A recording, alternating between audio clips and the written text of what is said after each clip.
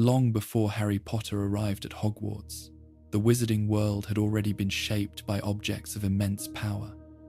Some were created by brilliant witches and wizards who sought knowledge or mastery over magic. Others were forged through darker ambitions, leaving behind artifacts capable of changing lives, starting wars, or even splitting a soul. A ring, a wand, a simple book, or a forgotten crown could hold magic far more dangerous than it first appears. Throughout wizarding history, these objects have quietly influenced events in ways few fully understand. Tonight, we will explore the most dangerous magical objects ever known and the stories hidden within them.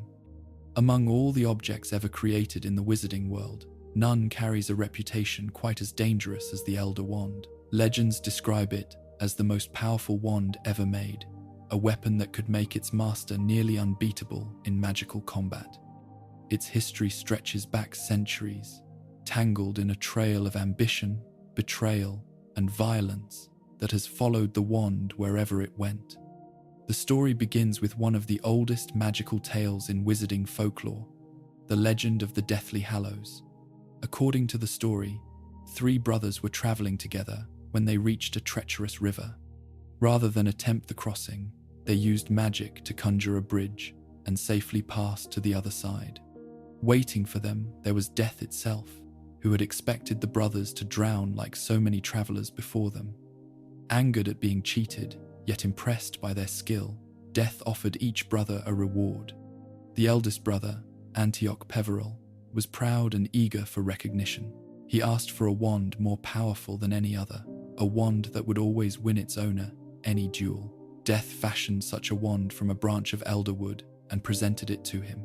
This wand would later become known as the Elder Wand. From the very beginning, the wand was tied to power and dominance. Antioch Peveril quickly tested it, boasting openly about the unbeatable weapon he carried. In a duel with a rival wizard, Antioch defeated his opponent with ease, but that victory also sealed his fate. Later that night, while he slept, the defeated wizard crept into his room, slit his throat, and stole the wand. This moment set the pattern that would define the Elder Wand's entire history. Unlike ordinary wands, which choose their wizard and form bonds of loyalty, the Elder Wand recognized mastery through conquest. Ownership passed not through inheritance or gifting, but through defeat. The wand belonged to whoever successfully overcame its previous master. As the centuries passed, the wand moved through countless hands. Its trail is marked by duels, murders, and whispered stories passed through wizarding communities.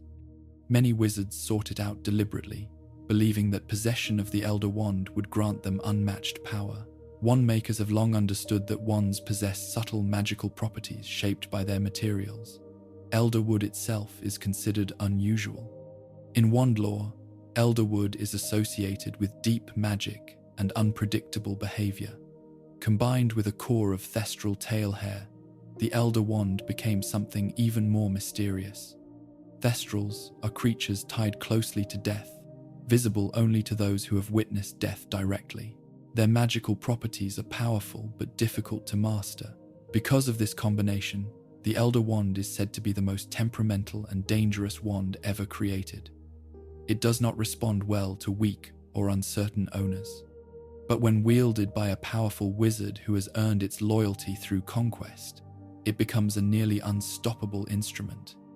Over time, the wand passed through many famous figures in wizarding history. One of its most notorious masters was the dark wizard Gellert Grindelwald. Grindelwald came into possession of the Elder Wand during his youth and used its power to build a movement that threatened the entire magical world. His vision was one of wizard dominance over non-magical people, and the wand helped him carry that vision across much of Europe. For many years, Grindelwald appeared unstoppable. His magic was already formidable, but the Elder Wand amplified his abilities even further. Wizards across the continent feared confronting him, yet even the most powerful wand cannot guarantee victory forever. Eventually, Grindelwald faced a wizard whose power and wisdom were equally legendary. Albus Dumbledore, already regarded as one of the most brilliant wizards of his time, confronted Grindelwald in a duel that would become one of the most famous magical battles ever recorded. The duel between Dumbledore and Grindelwald took place in 1945 and lasted long enough to become part of wizarding legend. When it finally ended, Grindelwald was defeated, and the Elder Wand passed into Dumbledore's possession. Unlike many of its previous masters, Dumbledore did not seek the wand for domination. Instead, he understood its dangers more clearly than most. The wand represented power that tempted even the most disciplined wizard. For decades, Dumbledore carried the Elder Wand quietly, rarely drawing attention to it. Yet the wand's reputation could never remain hidden forever. Dark wizards constantly searched for it, believing that whoever held it would gain an unbeatable advantage. Among those who eventually became obsessed with the wand was Lord Voldemort. Voldemort's pursuit of immortality led him to explore nearly every form of dark magic ever recorded.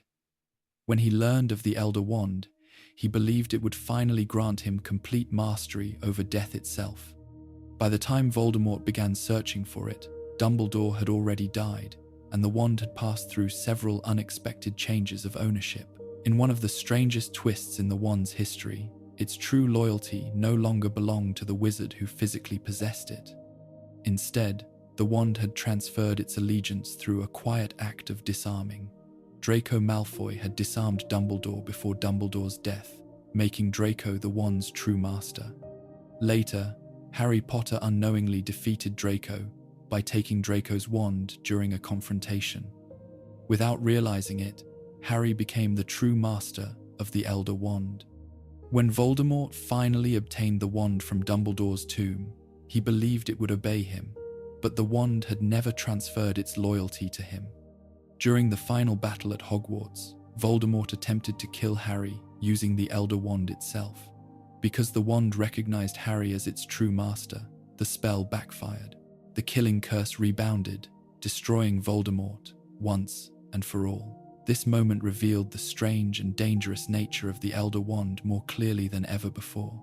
Despite all the bloodshed and ambition that had surrounded it for centuries, the wand ultimately refused to serve a wizard who had not truly earned its loyalty.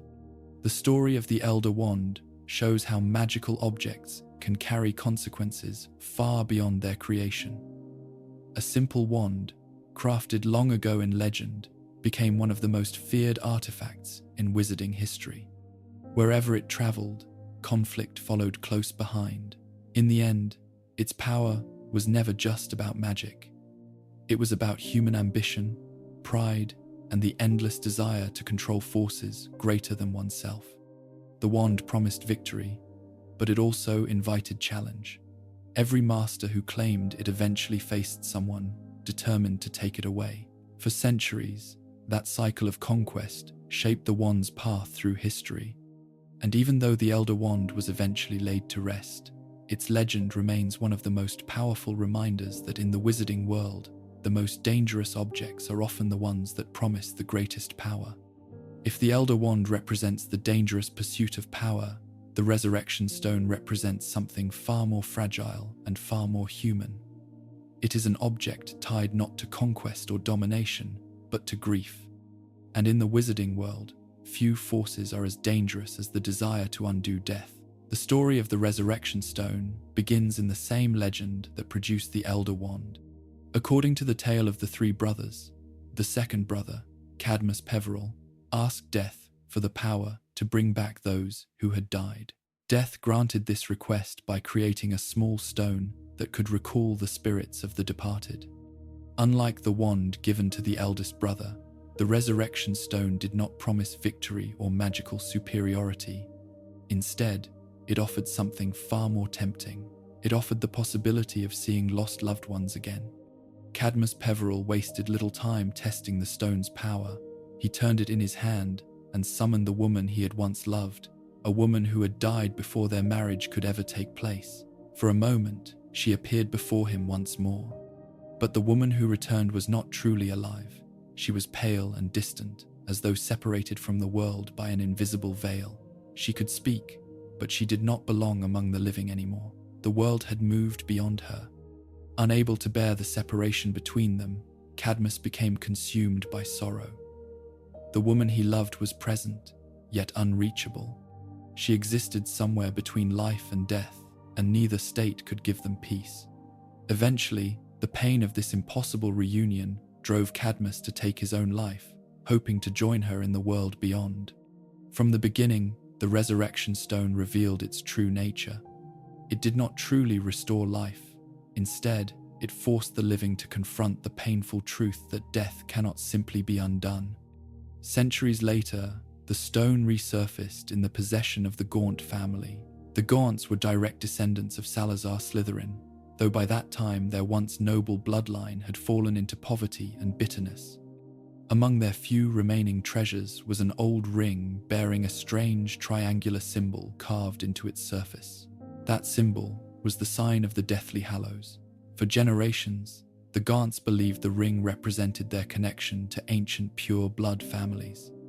Few realized that the stone set within the ring was in fact the legendary Resurrection Stone. Eventually, the ring passed into the hands of Tom Riddle, who was secretly descended from the Gaunt line through his mother. Riddle had little interest in family heritage, but he was fascinated by objects connected to powerful magical history. After murdering his father and grandparents, Riddle transformed the ring into one of his Horcruxes. A Horcrux is among the darkest forms of magic known to wizardkind. By committing murder and performing a forbidden ritual, a wizard can tear their own soul apart and hide a fragment inside an object. As long as that fragment survives, the wizard cannot truly die. When Voldemort turned the ring into a Horcrux, the Resurrection Stone became something even more dangerous than before. The stone was no longer merely a relic of ancient legend. It now contained a fragment of one of the darkest souls in wizarding history. To protect it, Voldemort surrounded the ring with a powerful curse. The enchantment was designed to kill anyone who attempted to use or destroy the object. Years later, Albus Dumbledore discovered the ring hidden within the ruins of the Gaunt house. Dumbledore immediately recognized both its significance as a Horcrux and its deeper identity as the Resurrection Stone. For a moment, even Dumbledore was tempted. The stone offered something that even the greatest wizard could not easily resist. Dumbledore had lost his sister Ariana many years earlier in a tragic accident. The possibility of seeing her again, even briefly, was almost overwhelming. Dumbledore placed the ring on his finger, hoping to summon the dead and speak to his sister once more. But the curse Voldemort had placed on the ring activated instantly. Dark magic spread through Dumbledore's hand like a creeping shadow. The curse was powerful enough to kill him quickly if left unchecked. Only the intervention of Severus Snape slowed the damage, confining the curse to Dumbledore's hand. Even so, the injury sealed Dumbledore's fate. The curse would eventually kill him within a year. The moment served as a reminder that even the wisest wizards are vulnerable to temptation. The Resurrection Stone did not force Dumbledore to act. It simply offered him something he wanted more than anything else. Later, Dumbledore destroyed the Horcrux within the ring using the Sword of Gryffindor, yet the stone itself survived, freed from Voldemort's soul fragment, but still carrying its original power. Dumbledore hid the stone within the first golden snitch Harry Potter had ever caught during a Quidditch match. Inside the snitch, the stone remained hidden until Harry eventually discovered it during the final stages of the war against Voldemort. By that time, Harry understood what the stone truly was. As he walked into the Forbidden Forest, prepared to sacrifice himself in order to stop Voldemort, Harry turned the stone in his hand. One by one, figures appeared around him. His parents emerged first, followed by Sirius Black and Remus Lupin. They did not return to life in the ordinary sense. Instead, they appeared as gentle echoes of themselves, visible only to Harry.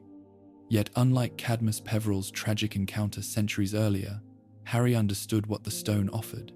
These figures were not meant to replace the living. They were there only to accompany him during the most difficult moment of his life. They spoke to him quietly, offering reassurance as he walked toward Voldemort. In that moment, The Resurrection Stone served a different purpose than it had for Cadmus. It did not trap Harry in longing for the past. Instead, it helped him find the courage to move forward. Once he reached the forest clearing, Harry allowed the stone to fall quietly to the ground. He never attempted to retrieve it. The stone was left somewhere in the forest, lost among the roots and leaves, where no one else could easily find it. Perhaps that was the safest fate for such an object. The Resurrection Stone demonstrates that the most dangerous magic is not always violent or destructive. Sometimes, the greatest danger lies in temptation. The promise of seeing lost loved ones again can cloud judgment, even for the most careful wizard. In the end, the stone teaches a lesson that runs throughout wizarding history. Death is a boundary that magic cannot truly erase. Those who try to cross it often discover that the result is something far more painful than they ever expected. The Resurrection Stone does not conquer death. It merely reminds the living how powerful the desire to defeat death can become. The third object from the ancient legend of the Deathly Hallows is very different from the other two. Where the Elder Wand represents power and the Resurrection Stone represents grief, the Cloak of Invisibility represents something quieter. It is not a weapon nor a tool meant to challenge death. Instead, it offers the ability to avoid death altogether. Yet, even such a gift carries its own dangers. According to the tale of the three brothers, the youngest brother, Ignotus Peveril, was wiser than the others.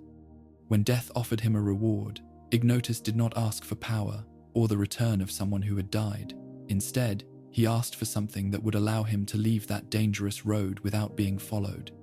Death responded by removing his own cloak and giving it to the young wizard.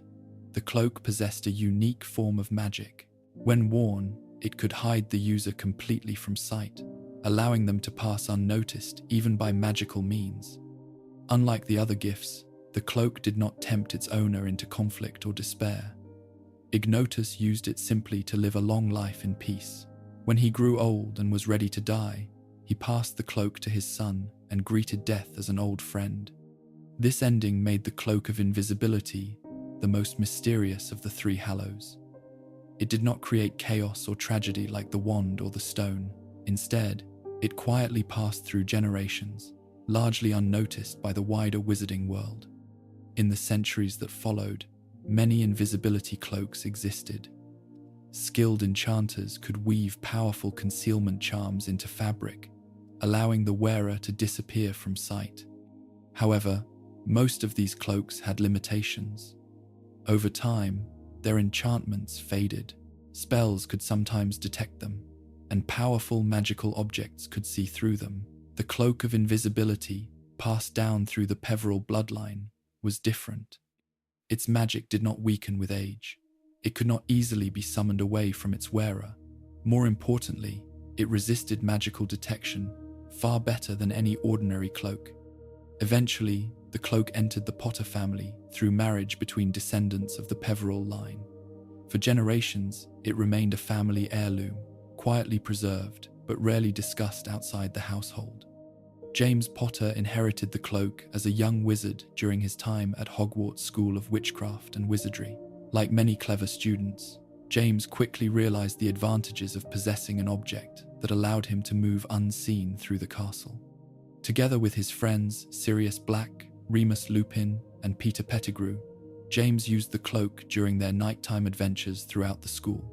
The group eventually became known as the Marauders, famous for their mischief and secret explorations.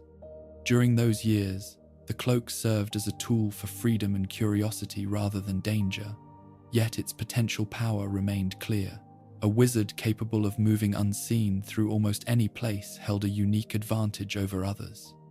Later in life, James lent the cloak to Albus Dumbledore, who had developed a scholarly interest in the Deathly Hallows. Dumbledore suspected the cloak might be one of the legendary artifacts described in the ancient tale. Before Dumbledore could return the cloak, tragedy struck the Potter family. James and Lily Potter were murdered by Lord Voldemort during the First Wizarding War, leaving their infant son Harry as the sole survivor. Dumbledore kept the cloak safe until Harry began his first year at Hogwarts. On Christmas morning, Harry received a mysterious package containing the cloak and a brief note explaining that it had belonged to his father. From that moment forward, the cloak became one of the most important objects in Harry's life. Throughout his years at Hogwarts, Harry used the cloak to explore hidden parts of the castle, evade danger, and uncover secrets that might otherwise have remained buried. The cloak allowed him to move freely through corridors at night, visit the restricted section of the library, and even travel through the castle during moments of great danger. One of the most remarkable qualities of the cloak became clear during Harry's encounters with magical creatures and enchanted objects. Dementors, the terrifying guardians of Azkaban prison, could not see through it. Powerful magical detection spells struggled to penetrate its concealment. Even Alastor Moody's enchanted magical eye, capable of seeing through walls and ordinary invisibility cloaks, had difficulty fully revealing its wearer. These properties confirmed what Dumbledore had long suspected. The cloak was not simply a well-enchanted garment, it was truly one of the legendary Deathly Hallows. Yet even such a gift carried subtle dangers. Perfect invisibility removes a natural limit that most witches and wizards must live with. When someone knows they cannot be seen or identified, the temptation to ignore rules and boundaries becomes stronger. Secrets become easier to uncover, but privacy becomes easier to violate. In the wrong hands, the cloak could easily become a tool for spying, theft, or manipulation. Unlike the Elder Wand, the cloak does not actively provoke conflict, but its power lies in what it removes.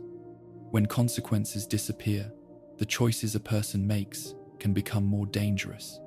For Harry, the cloak became a symbol of protection rather than temptation. It allowed him to survive encounters with enemies far more powerful than himself. It helped him protect his friends and uncover the truth about the dark forces surrounding Hogwarts. In many ways, the cloak represented the quiet strength of the youngest Peverell brother's original wish. Ignotus had not asked to defeat death, he had simply asked for the chance to live freely without being hunted by it. This idea later became important to Albus Dumbledore's interpretation of the Deathly Hallows. Dumbledore believed that the true lesson of the legend was not about controlling death, but about understanding it. The eldest brother tried to defeat others with overwhelming power. The second brother tried to reverse death itself. Both choices ended in tragedy. The youngest brother chose something simpler. He chose to live his life and accept death when the time came. When the three Hallows eventually came together once more in Harry Potter's possession, this lesson became clearer than ever. Harry held the Elder Wand, the Resurrection Stone, and the Cloak of Invisibility at the same time, yet he never used them to dominate others or conquer death. Instead, he used them to survive, protect those he cared about, and finally end the war that had haunted the wizarding world for decades. Among the three Hallows, the Cloak of Invisibility may appear the least dramatic. It does not unleash devastating spells or summon ghosts from beyond the grave, but its power lies in subtlety. It offers freedom, protection, and secrecy. And in a world filled with powerful magic and dangerous enemies, sometimes the ability to remain unseen can be just as powerful as any weapon ever created. Because in the end, the most dangerous power is not always the one that announces itself with flashes of light or thunderous spells. Sometimes the greatest power is the ability to move quietly through the world, leaving no trace behind. Among the many dark objects that have appeared throughout wizarding history, few seemed as ordinary at first glance as Tom Riddle's diary. It looked like nothing more than a simple school notebook, bound in black leather, its pages waiting to be filled with thoughts or memories. Yet hidden inside that diary was something far more dangerous than any written word. It contained a fragment of a human soul. To understand why the diary became so dangerous, it is necessary to understand the concept of a Horcrux. In the darkest corners of magical knowledge lies a forbidden form of magic that allows a wizard to divide their soul. By committing murder and performing a secret ritual, a wizard can tear a piece of their soul away from their body and hide it inside an object. As long as that fragment remains intact, the wizard cannot truly die. Tom Riddle became fascinated with this form of magic during his time as a student at Hogwarts School of Witchcraft and Wizardry. Even as a young wizard, he displayed remarkable intelligence, charm, and ambition. Teachers praised his magical ability, and many believed he would become one of the greatest wizards of his generation. Yet beneath that brilliance was a growing obsession with immortality and control. While researching dark magical texts in the Hogwarts library, Riddle discovered references to Horcruxes. The idea of separating his soul into multiple pieces fascinated him. If he could create several Horcruxes, his survival would no longer depend on the safety of his physical body alone. The diary became the first object Riddle chose to transform. At the time, Riddle was still a student. He had not yet adopted the name Lord Voldemort, though the identity was already forming in his mind. By placing a fragment of his soul inside the diary, he created more than a simple Horcrux. He created something capable of thought and memory. Unlike most magical objects, the diary could communicate with those who wrote in it. When someone used its pages, the preserved fragment of Tom Riddle would respond, appearing as ink upon the paper. The conversation felt natural, almost comforting. The diary seemed to listen patiently, offering sympathy and understanding, but this friendly appearance concealed its true purpose. Years later, the diary found its way into the possession of Lucius Malfoy, a loyal supporter of Voldemort. When Voldemort lost his physical body during his failed attack on Harry Potter, many of his followers scattered. Some hid dangerous magical artifacts in hopes that they might one day serve their master again. Lucius Malfoy kept the diary hidden among his possessions until an opportunity appeared during Harry Potter's second year at Hogwarts. During a chaotic visit to Flourish and Blott's bookstore in Diagon Alley, Lucius quietly slipped the diary into the schoolbooks of Ginny Weasley, the youngest child of the Weasley family. His plan was simple. If the diary's magic caused trouble inside Hogwarts, it might discredit Arthur Weasley and weaken the Ministry's campaign against dark artifacts. Ginny carried the diary back to Hogwarts without realizing what it truly was. At first, the diary seemed harmless. Ginny began writing in it, as many young students might write in a journal. She confided her worries about school, her nervousness around Harry Potter, and her struggles adjusting to life at Hogwarts. Each time she wrote, the diary responded. The version of Tom Riddle within its pages appeared kind and thoughtful. He asked gentle questions, encouraged Ginny to trust him, and gradually gained her confidence. Because the diary felt alive in conversation, Ginny believed she had found a secret friend who understood her better than anyone else. But every interaction served a darker purpose. With each conversation, the fragment of Voldemort's soul drew strength from Ginny's emotions. Her fears, secrets, and vulnerabilities slowly fed the magic inside the Horcrux. As the diary grew stronger, Ginny began to feel weaker. Soon, strange things began happening around Hogwarts. Students discovered threatening messages written on the castle walls. Animals were found petrified in the corridors. Rumors spread that the legendary Chamber of Secrets had been opened once again. What few people realized was that the diary itself was responsible. Through its influence over Ginny, the memory of Tom Riddle regained enough power to begin controlling her actions. When Ginny fell into a magical trance, the spirit within the diary guided her through the castle's hidden passages. Under this influence, she unknowingly opened the Chamber of Secrets. Deep beneath the castle lived the Basilisk, a gigantic serpent left behind by Salazar Slytherin centuries earlier. Through Ginny, the memory of Riddle released the creature once again, sending it through the corridors to attack students. As the attacks increased, Ginny became increasingly frightened and confused. She could not remember her actions while under the diary's control. Terrified that someone might discover her secret, she attempted to throw the diary away. Yet each time she tried to abandon it, she found herself drawn back to it again. The diary had become a trap. Eventually, Harry Potter discovered the object and realized something was deeply wrong.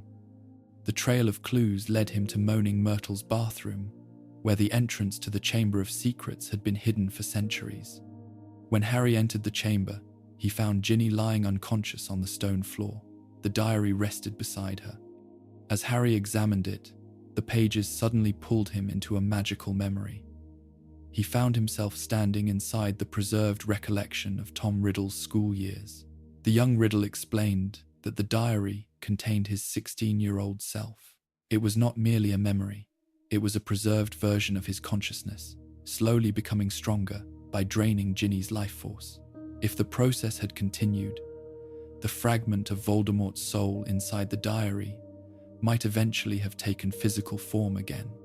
In that moment, the diary revealed the terrifying potential of Horcrux magic. A simple book had nearly resurrected one of the most dangerous dark wizards in history. Harry managed to destroy the diary using a basilisk fang taken from the serpent's corpse. Basilisk venom is one of the few substances powerful enough to destroy a Horcrux. As the fang pierced the diary's cover, dark ink poured from its pages like blood, and the fragment of Voldemort's soul within it was destroyed. The diary's destruction marked the first time one of Voldemort's Horcruxes had ever been eliminated. At the time, neither Harry nor his friends fully understood the significance of what had happened. Yet the event would later prove crucial in the larger battle against Voldemort. The diary demonstrated how dangerous magical objects can become when dark magic and human manipulation combine. It was not simply a tool for recording thoughts. It was a carefully designed weapon capable of corrupting a mind and unleashing deadly creatures upon an entire school. Perhaps the most frightening part of the diary's story is how easily it gained control over its victim. It did not attack with spells or curses. Instead, it offered friendship, patience, and understanding. By the time Ginny realized the truth, the diary had already wrapped itself around her life. In many ways, Tom Riddle's diary stands as one of the most disturbing magical objects ever created.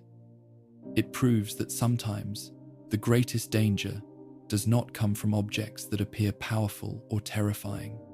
Sometimes the most dangerous artifact is the one that simply listens, waits, and slowly convinces someone to trust it.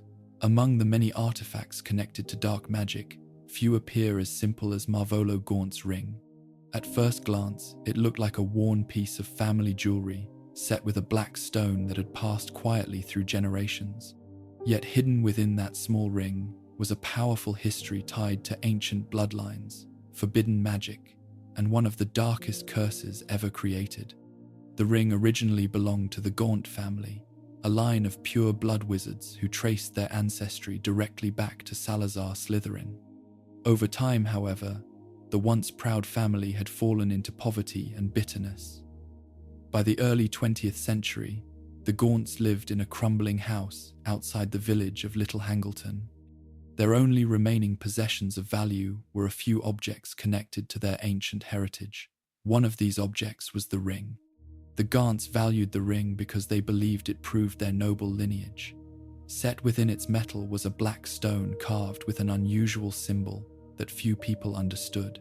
To the Gaunts, it was simply an heirloom passed from father to son. In truth, the ring was far more significant than they realized. The symbol carved into the stone was the mark of the Deathly Hallows, and the stone itself was none other than the legendary Resurrection Stone, one of the three objects said to have been given by death in ancient wizarding legend. For generations, the Gaunts carried the ring without knowing its deeper identity. They guarded it fiercely, treating it as the final proof of their connection to powerful magical ancestors. Eventually, the ring passed to Marvolo Gaunt, the last patriarch of the family. Marvolo was a bitter and violent man who clung to the past with obsessive pride. Though the family had lost nearly everything else, he still believed the ring represented their superiority over other witches and wizards. Marvolo's daughter, Marauder Gaunt, lived under his harsh rule in the decaying house. Her life would later become important in a way the Gaunts could never have imagined. Marauder eventually married a wealthy, non-magical man named Tom Riddle. Their son, also named Tom Riddle, would grow up to become Lord Voldemort.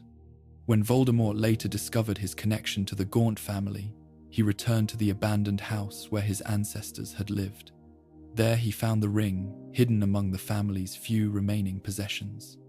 By that point, Tom Riddle had already begun exploring the darkest forms of magic.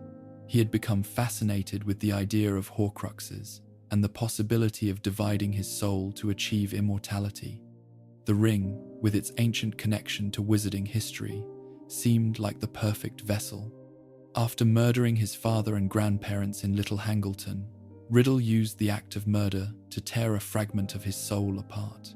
He placed that fragment inside the ring, transforming it into one of his Horcruxes.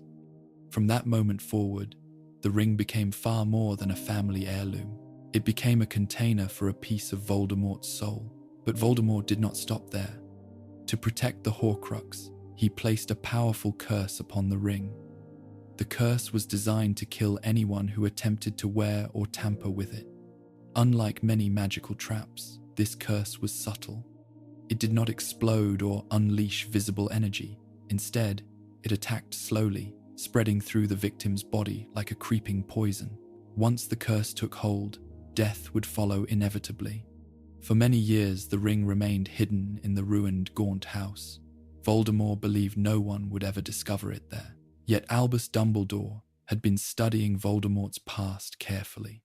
Through careful investigation, he uncovered the history of the Gaunt family and eventually traced Voldemort's movements back to the abandoned house. When Dumbledore arrived there, he discovered the ring hidden among the remains of the Gaunt home. Immediately, he recognized the danger. Dumbledore understood both the nature of Horcruxes and the significance of the stone set within the ring. He realized he was holding an object connected to the Deathly Hallows, as well as a fragment of Voldemort's soul. For a moment, the temptation was overwhelming. Dumbledore had lost his younger sister, Ariana, many years earlier in a tragic accident involving uncontrolled magic. The guilt of that moment had stayed with him throughout his life. When he saw the resurrection stone set within the ring, the possibility of seeing his sister again stirred emotions he had kept buried for decades. In that brief moment of weakness, Dumbledore placed the ring upon his finger. The curse activated instantly. Dark magic surged through his hand, spreading rapidly through his body. The ring had been designed to punish exactly this kind of action. Within seconds, the curse began destroying the flesh of his hand, creeping toward his heart. Dumbledore managed to remove the ring before the damage spread too far, yet the curse had already taken hold. He returned to Hogwarts and sought help from Severus Snape, whose deep knowledge of dark magic allowed him to slow the curse's progress. Snape contained the spreading magic within Dumbledore's hand, preventing immediate death, but the damage could not be undone. Even with Snape's intervention, the curse ensured that Dumbledore would eventually die within a year. Despite the danger, Dumbledore still managed to destroy the Horcrux hidden within the ring. Using the Sword of Gryffindor, whose blade had absorbed basilisk venom, he shattered the magical bond holding Voldemort's soul fragment inside the stone. The destruction of the Horcrux was a crucial step in weakening Voldemort, yet the cost was enormous. Dumbledore, widely considered the most powerful wizard of his age, had nearly died simply by touching the ring. His injury became a constant reminder that even the wisest wizard could fall victim to temptation. The ring itself, once the Horcrux had been destroyed, lost much of its dark power. But the resurrection stone within it remained intact, still capable of summoning echoes of the dead. Dumbledore later removed the stone and hid it within a golden snitch, ensuring it would one day pass to Harry Potter. The story of Marvolo Gaunt's ring reveals how multiple layers of magical history can combine within a single object. What began as an ancient artifact tied to the legend of the Deathly Hallows became entangled with Voldemort's darkest experiments. By the time Dumbledore discovered it, the ring represented several dangerous forces at once. It was a Horcrux containing a fragment of a dark wizard's soul. It was a cursed object capable of killing anyone who touched it, and it was a legendary artifact connected to one of the oldest magical stories ever told. Few objects in wizarding history have carried such a heavy concentration of power and danger. In the end, the ring demonstrated an important truth about magical artifacts. The magic within them can be shaped and reshaped by the intentions of those who possess them. An object that once represented a quiet connection to ancient legend became a deadly weapon when placed in the hands of a wizard obsessed with immortality. And even the greatest wizard alive was not immune to its temptation. Among the relics connected to the founders of Hogwarts, few carried as much history as Salazar Slytherin's locket. Long before it became one of the most dangerous magical objects in existence, it began as a symbol of legacy. The locket represented the lineage and ideals of one of the most powerful wizards who had ever lived. Salazar Slytherin was one of the 4 witches and wizards who founded Hogwarts School of Witchcraft and Wizardry. Alongside Godric Gryffindor, Helga Hufflepuff, and Rowena Ravenclaw, he helped create the institution that would educate generations of magical children. Yet from the beginning, Slytherin's beliefs set him apart from the others. Slytherin believed strongly in the importance of pure blood wizard families. He argued that Hogwarts should only admit students from magical backgrounds, fearing that those born to non-magical parents might not be trustworthy within the wizarding world. This belief eventually caused a bitter conflict between him and the other founders. In time, Slytherin left Hogwarts altogether.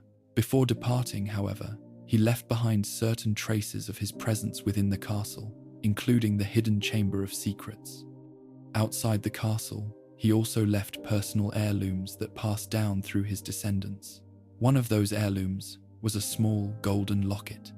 The locket bore Slytherin's distinctive mark, a finely crafted serpent that reflected his connection to Parseltongue, the rare magical ability to speak with snakes.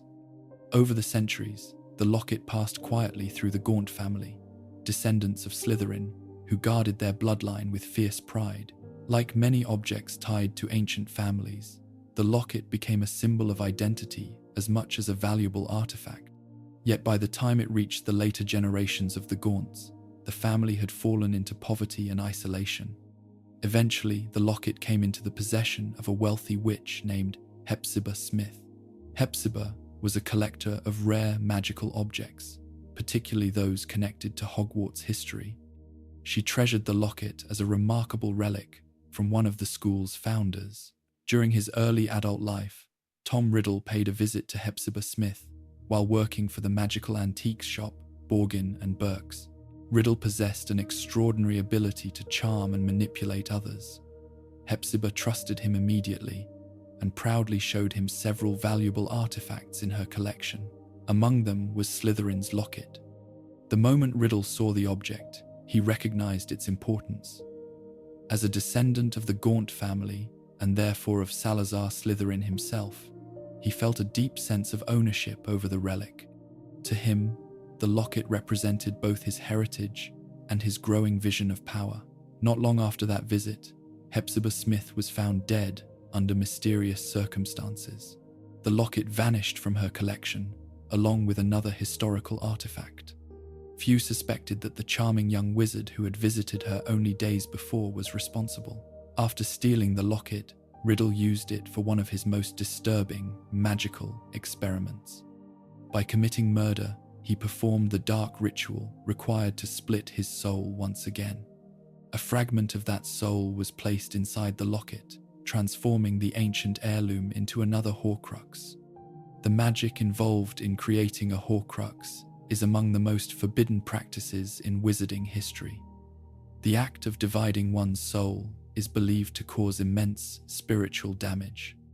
Yet Voldemort was willing to sacrifice anything in pursuit of immortality.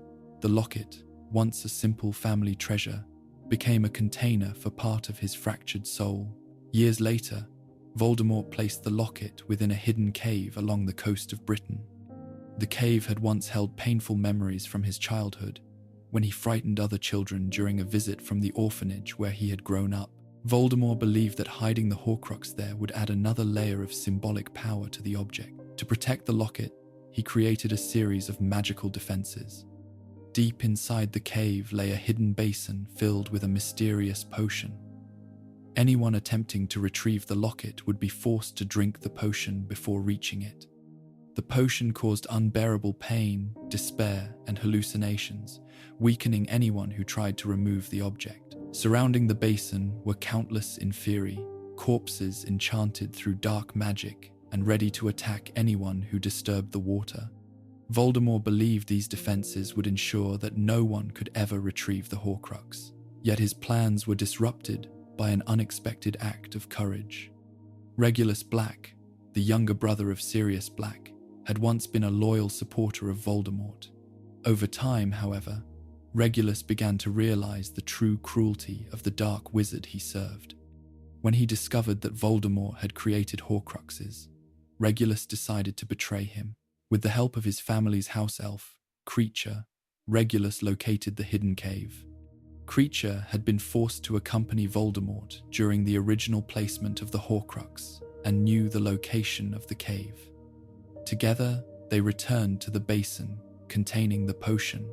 Regulus drank the potion himself, enduring its terrible effects, while Kreacher removed the locket from the basin. Knowing that the inferi would soon attack, Regulus ordered Kreacher to take the locket and escape. Regulus remained behind and was dragged into the dark water by the inferi. Before sending Kreacher away, Regulus left a message explaining his intention to destroy the Horcrux and weaken Voldemort. Unfortunately, the plan was incomplete. Kreacher returned to the Black family home with the locket, but Regulus had never explained how to destroy it. For years, the Horcrux remained hidden in the house at 12 Grimmauld Place, unknown even to most members of the Order of the Phoenix. Eventually, the locket was accidentally taken from the house by Mundungus Fletcher and sold among various dark artifacts. It later found its way into the possession of Dolores Umbridge, who wore it as a decorative piece while working within the Ministry of Magic. When Harry Potter, Ron Weasley, and Hermione Granger finally tracked down the locket, they discovered that destroying it would not be simple. The fragment of Voldemort's soul inside the Horcrux fought fiercely against its destruction. Anyone who wore the locket for long periods began to feel its influence. Dark emotions such as jealousy, anger, and despair grew stronger.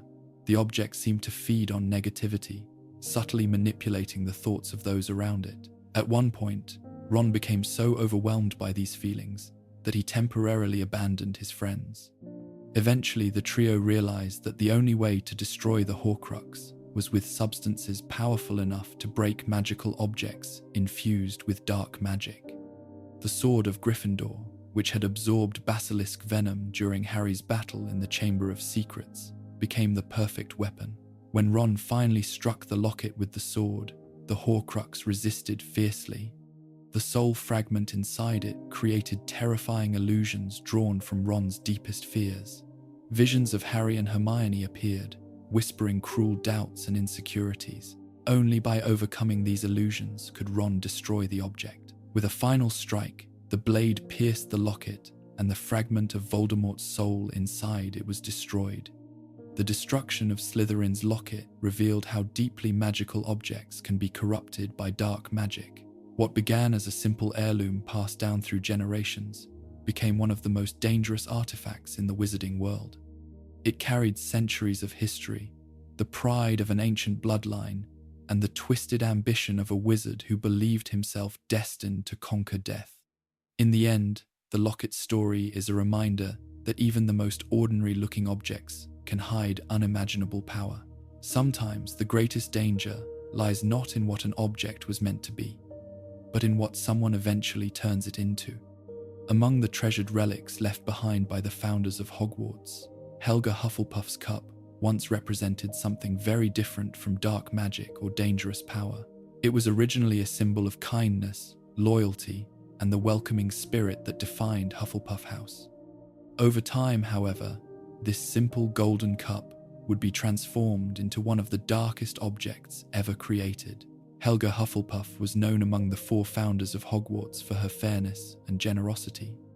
While the other founders sometimes argued over which students deserved a place at the school, Hufflepuff believed that magical ability and willingness to learn mattered far more than family heritage or ambition.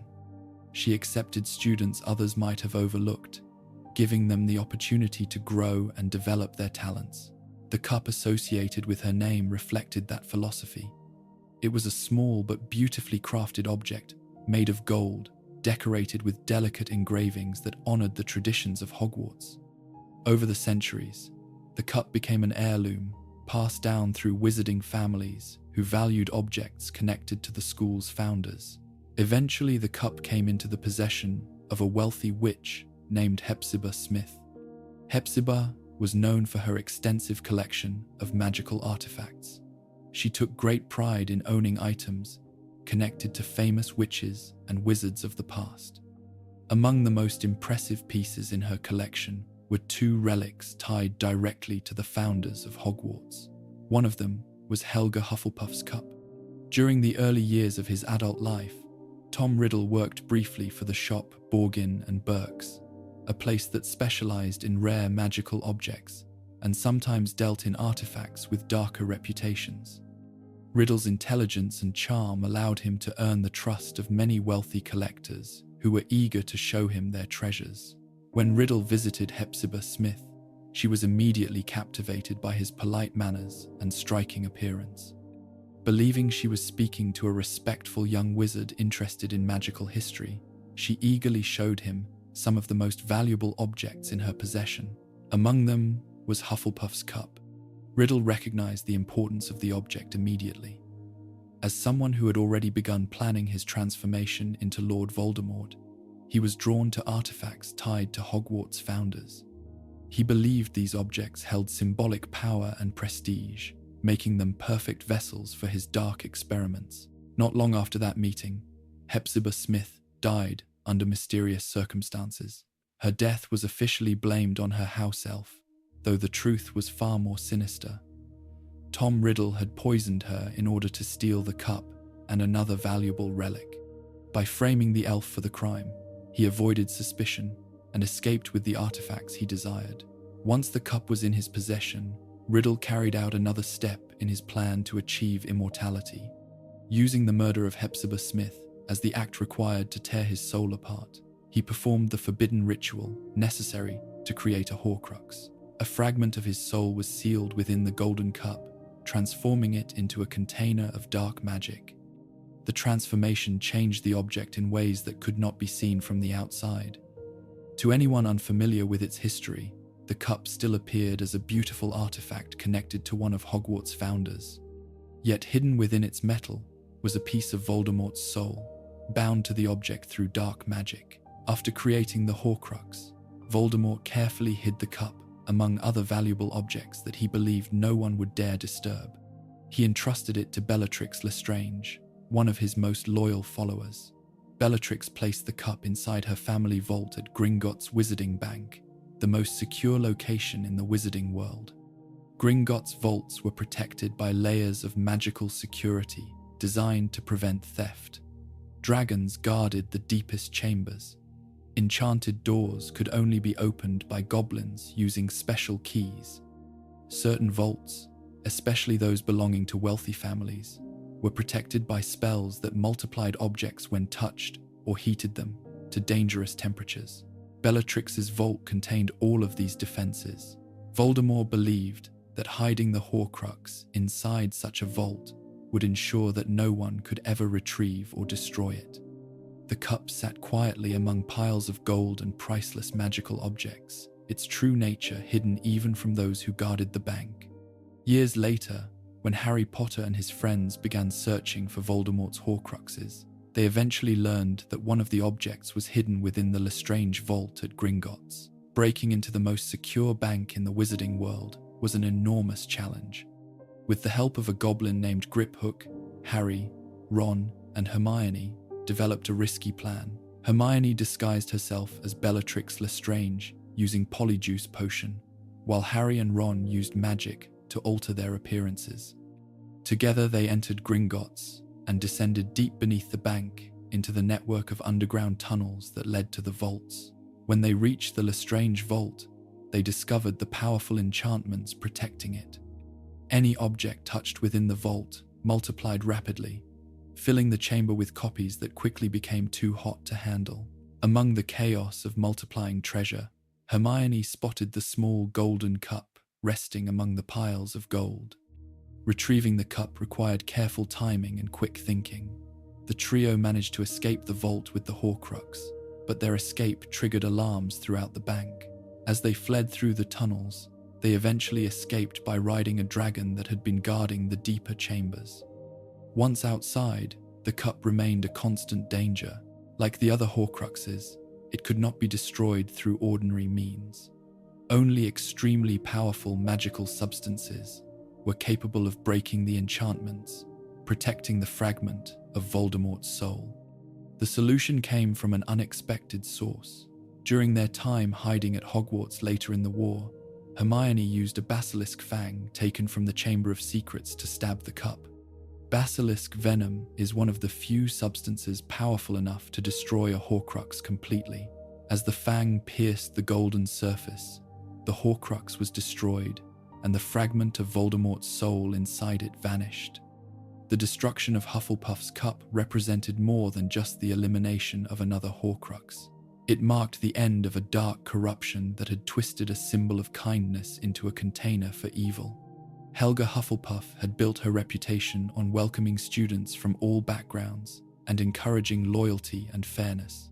The cup once represented those values, yet in the hands of Voldemort, it had been turned into something completely different.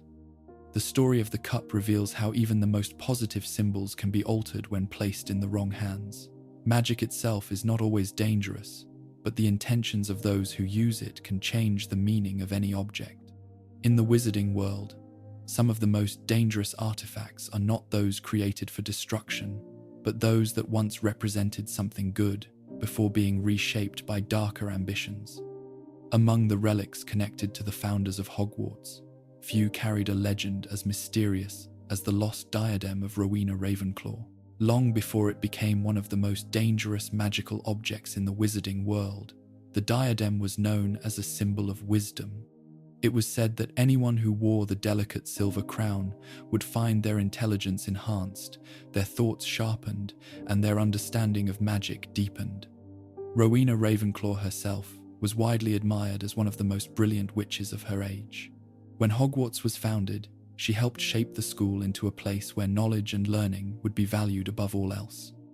Ravenclaw House, which carried her name, became known for attracting students who possessed curiosity, creativity, and sharp minds. The diadem reflected those same ideals. It was a finely crafted circlet of silver, set with a deep blue stone. Around its edge ran a simple but powerful inscription that would later become the motto of Ravenclaw House. The words declared that wit beyond measure was humanity's greatest treasure. For many years, the diadem remained safely in Rowena Ravenclaw's possession. Yet even the most treasured magical objects are not immune to tragedy. According to legend, Ravenclaw had a daughter named Helena, a young witch who admired her mother's intelligence but also felt overshadowed by it. Helena longed to possess the same brilliance that made her mother famous throughout the wizarding world. Eventually, that longing turned into envy. Believing that the diadem itself might grant her the wisdom she desired, Helena secretly stole the crown and fled Hogwarts. She hid the object far away in a forest in Albania, hoping to keep it for herself and use its magic without her mother ever discovering the theft. Rowena Ravenclaw was heartbroken when she realized the diadem had been taken.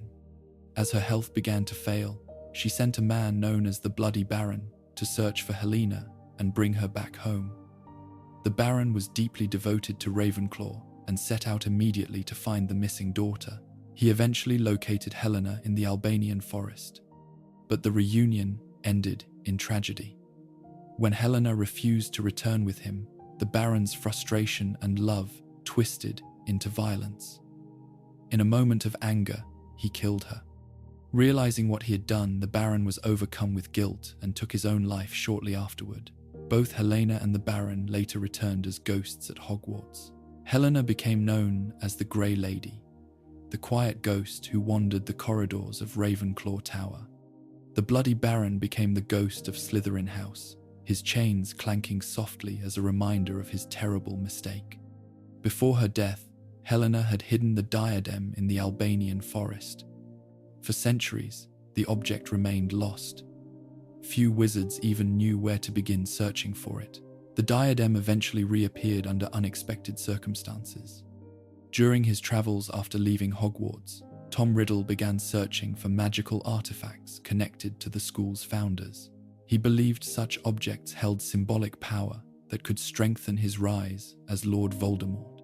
At some point during those travels, Riddle encountered the ghost of Helga Ravenclaw at Hogwarts. Through careful manipulation, he convinced her to reveal the secret location where she had hidden the diadem long ago. With this knowledge, Riddle traveled to the Albanian forest and recovered the lost crown. Like the other founder relics he had collected, the diadem soon became part of his growing collection of Horcruxes. By committing murder and performing the forbidden ritual required to split his soul, Voldemort sealed another fragment of his soul inside the crown. The diadem was transformed from a symbol of intelligence into a vessel of dark magic. After creating the Horcrux, Voldemort returned to Hogwarts and requested a position as a teacher at the school. Although Albus Dumbledore suspected Riddle's true intentions and refused the request, Voldemort used the visit as an opportunity. While exploring the castle, he discovered a hidden chamber known as the Room of Requirement. This magical room appears only when someone has a strong need for it. Over centuries, countless students had used it to hide objects they wished to keep secret. The room eventually filled with generations of forgotten items, creating a vast hidden space sometimes called the Room of Hidden Things. Voldemort believed he was the only wizard clever enough to discover the room's existence. Confident that no one else knew about the chamber, he hid the diadem among the mountains of abandoned objects stored there. In reality, thousands of students had stumbled across the room over the centuries, though few realized its full potential. For many years, the Horcrux remained undisturbed. Eventually, Harry Potter and his friends began searching for the objects that contained fragments of Voldemort's soul. Their investigation led them back to Hogwarts, where clues suggested that one of the Horcruxes had been hidden somewhere within the castle itself. Through conversations with Helga Ravenclaw's ghost, Harry discovered the truth about the lost diadem and its connection to Voldemort. With that knowledge, Harry returned to the Room of Requirement and searched the endless maze of hidden objects. There, among the towering piles of forgotten items, he found the small silver crown resting quietly on top of an old bust. At first glance, it appeared harmless, little more than an antique relic. Yet the fragment of Voldemort's soul within it remained active and dangerous. As Harry attempted to retrieve the diadem, several Death Eaters and their allies entered the room, hoping to capture him. A chaotic battle followed within the crowded chamber. During the fight, one of the attackers unleashed a dangerous form of dark magic known as Fiend Fire. Fiend Fire is an extremely destructive magical fire that takes the shape of monstrous creatures as it spreads. The flames are almost impossible to control once they begin, devouring everything in their path. Within moments, the entire chamber was consumed by raging fire. The diadem, hidden among the countless objects stored in the room, was caught in the path of the flames. The magical fire destroyed the crown and the fragment of Voldemort's soul within it. Like the other Horcruxes, the diadem could only be destroyed by extremely powerful magic. The destruction of the crown marked another step toward the end of Voldemort's unnatural immortality. Yet the story of Ravenclaw's diadem remains one of the most tragic transformations among the dangerous objects of the wizarding world. What began as a symbol of intelligence and learning became corrupted by envy, murder, and dark magic. The crown that once represented wisdom ultimately became a vessel for one of the darkest souls ever known. In the end, the diadem's fate serves as another reminder of how easily powerful objects can be twisted by human ambition. Even artifacts created to celebrate knowledge and brilliance can become instruments of destruction when placed in the wrong hands. Most magical objects in the wizarding world are lifeless things. A wand, a ring, a book, or a piece of jewelry can hold powerful enchantments, but they remain objects shaped by magic rather than living creatures. Yet one of the most dangerous Horcruxes ever created broke that pattern entirely. Instead of hiding a fragment of his soul inside an artifact, Lord Voldemort placed a piece of himself inside a living being. That creature was Nagini. Nagini was a large, magical snake who remained constantly at Voldemort's side during the final years of the Second Wizarding War. To many observers, she appeared to be little more than a loyal companion, a silent guardian that obeyed Voldemort's commands with unsettling precision.